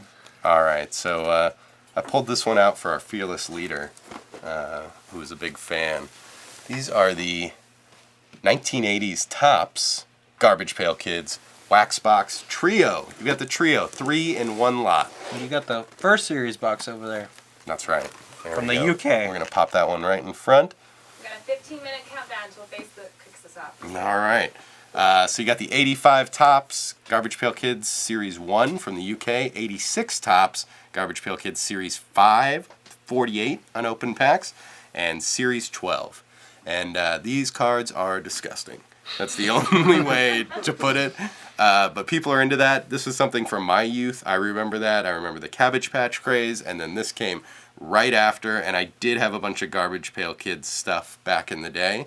But now, as everyone can tell, I'm a very mature adult. And What is your nickname in the set? Did you find your Mike? yeah, it was Mike. Oh, you're gonna put me on the spot. I've like got to that. put you on the spot because I know mine. Because he was looking these What up was the other yours? day. Huh? What was yours? Mine is Nasty Nick. Okay, fitting. I don't know if Jack I has it. don't remember I don't think he told me what mine was. So I don't apparently they remember. didn't cover my name. Right now, if Chris Ivy's watching this, he's deducting my pay for not knowing Disappointing. my garbage pail. Chris Ivy has a uncut sheet of the Garbage look, Pail Kids. There's a whole thing that you can just type your name in and it tells you. Oh, isn't the internet wonderful? Sometimes. I mean, there's over 12 series, so if you don't have a name in there, you maybe your parents didn't do a Then good job. your name's probably Pud or Ulysses or something. I don't think they went that far. Although maybe they did for you have Ulysses. It just keeps going, guys. It just keeps going. More non-sport? Oh God, More non-sport. I'm left out of this one again. All right, this is the last one I got, but No, you did that. we did this one. I'm going backwards. It's been a long show for you, Mike. We'll excuse this. I'm ready to go a few more hours, actually. Oh, here we go. Yeah. here it is. Extended bidding's gonna go for a few more hours, so. Oh, of course it will. So there we go. A little more Star Wars. We have some great non-sports stuff and some great unopened material in session 2. And this is an example of both. This is the 1980s Star Wars Empire Strikes Back Series 2 wax box. And a lot of people believe it's the greatest sequel of all time. I mean, Godfather 2 didn't have Boba Fett. So there's the argument right there. Shot down. But I love the front of this one with Vader. Empire Strikes Back is one of my favorite movies. And so you got photo cards, you got bubble gum in there. I bet the bubble gum's just 5 delicious. different candy filled. Candy There's filled. one Jabba the Hutt flavored. And then you leave the salacious crumbs behind. So yeah, this is a near mint box right here. And Everybody loves Star Wars. Empire Strikes Back, most people's favorite from the series. Maybe we can do a debate about that. Your Rank them. favorite? Should we rank? Actually, my favorite, I'll go ahead and throw it out there. Number one for me, Rogue One. A modern one. Yeah, Hush falls over the crowd. It's not my favorite, but it's probably top 3. Yeah. I think it's the best movie of all of them. To people, when I meet people who have been living under a rock and have never seen a Star Wars movie, that's the one I recommend. Can I raise my hand for that one? Yeah, definitely. I mean, you don't get a lot of lightsabers in it, but the lightsabers you do get it's an exceptional scene. Action-packed, yeah, Yes, absolutely. Definitely. So there's the Empire Strikes Back wax box. I gotta admit, if I owned this, I would probably rip it right open. Very came in clutch with your name. It's Mixed Up Mike. Mixed up Mike. Hey, that's Fitting. fitting. You mixed up the box right after we talked about that. And do you think that was an accident? No. I think the Garbage Pail Kids were controlling your mind. I do everything on purpose. So yeah, extended bidding still going. It's going to go for several more hours, and I hope you all are getting everything you want. And we thank everyone for joining us. It's been a thrilling evening, as always. Just a reminder, we have session 2 tomorrow night, same situation, with extended bidding beginning at 10 p.m. Central Time. Some more great material, just like we talked about tonight. Singles, sets, wax, and unopened Should materials. be over 300 lots ending tomorrow. So Yeah, and some very good stuff. take a look. Definitely a lot of single graded cards there. Great offerings. And if you didn't get what you wanted tonight, you're probably going to find something you like in that. So you can just move those funds right over. or just wait till the summer auction. We got You could another always card auction. You could always wait till the summer auction. It's already shaping up to be a great auction. As usual. Yes. Or if you want to expand your realm into the memorabilia end, memorabilia will be live in the next couple days. So Saturday, 4/20, we're going to launch the May memorabilia auction. That one closes May 16th. And we're going to have another live show then. We're going to have some great new features. Don't forget to challenge our cameraman who said he could do anything on this show. He still looks very cocky and arrogant about it, so let him know. Then after the May sale, we have the Cracker Jack set registry auction. And then we have our summer card sale and then Platinum Night. And I also need to mention next week we're going to be at the Texas Card Show here in Dallas, in Frisco. And if you want to meet a legend, Derek and Lee will be at the Boston show as well next weekend. That's right. It's a big weekend for Heritage. As always, we give out free appraisals. We'll be taking consignments. We've got advances for you if you want that. Or we can just talk hobby if you like. For sure. There's a lot of upcoming shows. We have, I believe, in 3 weeks, if you want to meet, Tony Gizzi will be signing autographs at the Toronto's sports card show. And is Upper Deck going to be slapping them right after? Sponsored? I think PSA will be there for the first time, so it's a conjoined booth. Autographs are $15. Extra for inscriptions, though. Not that you'll be able to read them. Can you read anything, Tony? Right? No, absolutely not. Okay. And he's not a great typist either, so that's problematic. Look, he's so charismatic. That's a little bit. If he can't type, he catalogs some of our material. I don't know if that's. It's got a lot of personality. It's been a tough go for him. He might not want to miss another auction. Yeah, that's what I'm trying to do right here. Yeah. So we want to say thank you to all of the bidders who have bid tonight and the consigners. Without you guys, obviously this isn't possible. We have the best clients in the world, and that's what enabled us to have the amazing material you saw here and set record prices, as we talked about, and you heard the sounder earlier for the record price. As always, we're here for you, whatever you'd like in the hobby. We do free appraisals, and we take consignments, and we've got plenty of sales coming up. And if you've got some amazing material and you want it presented by the best auction house in the world, that's what we're here to do. Everyone, good luck in the auction, and we'll be seeing you. Good night.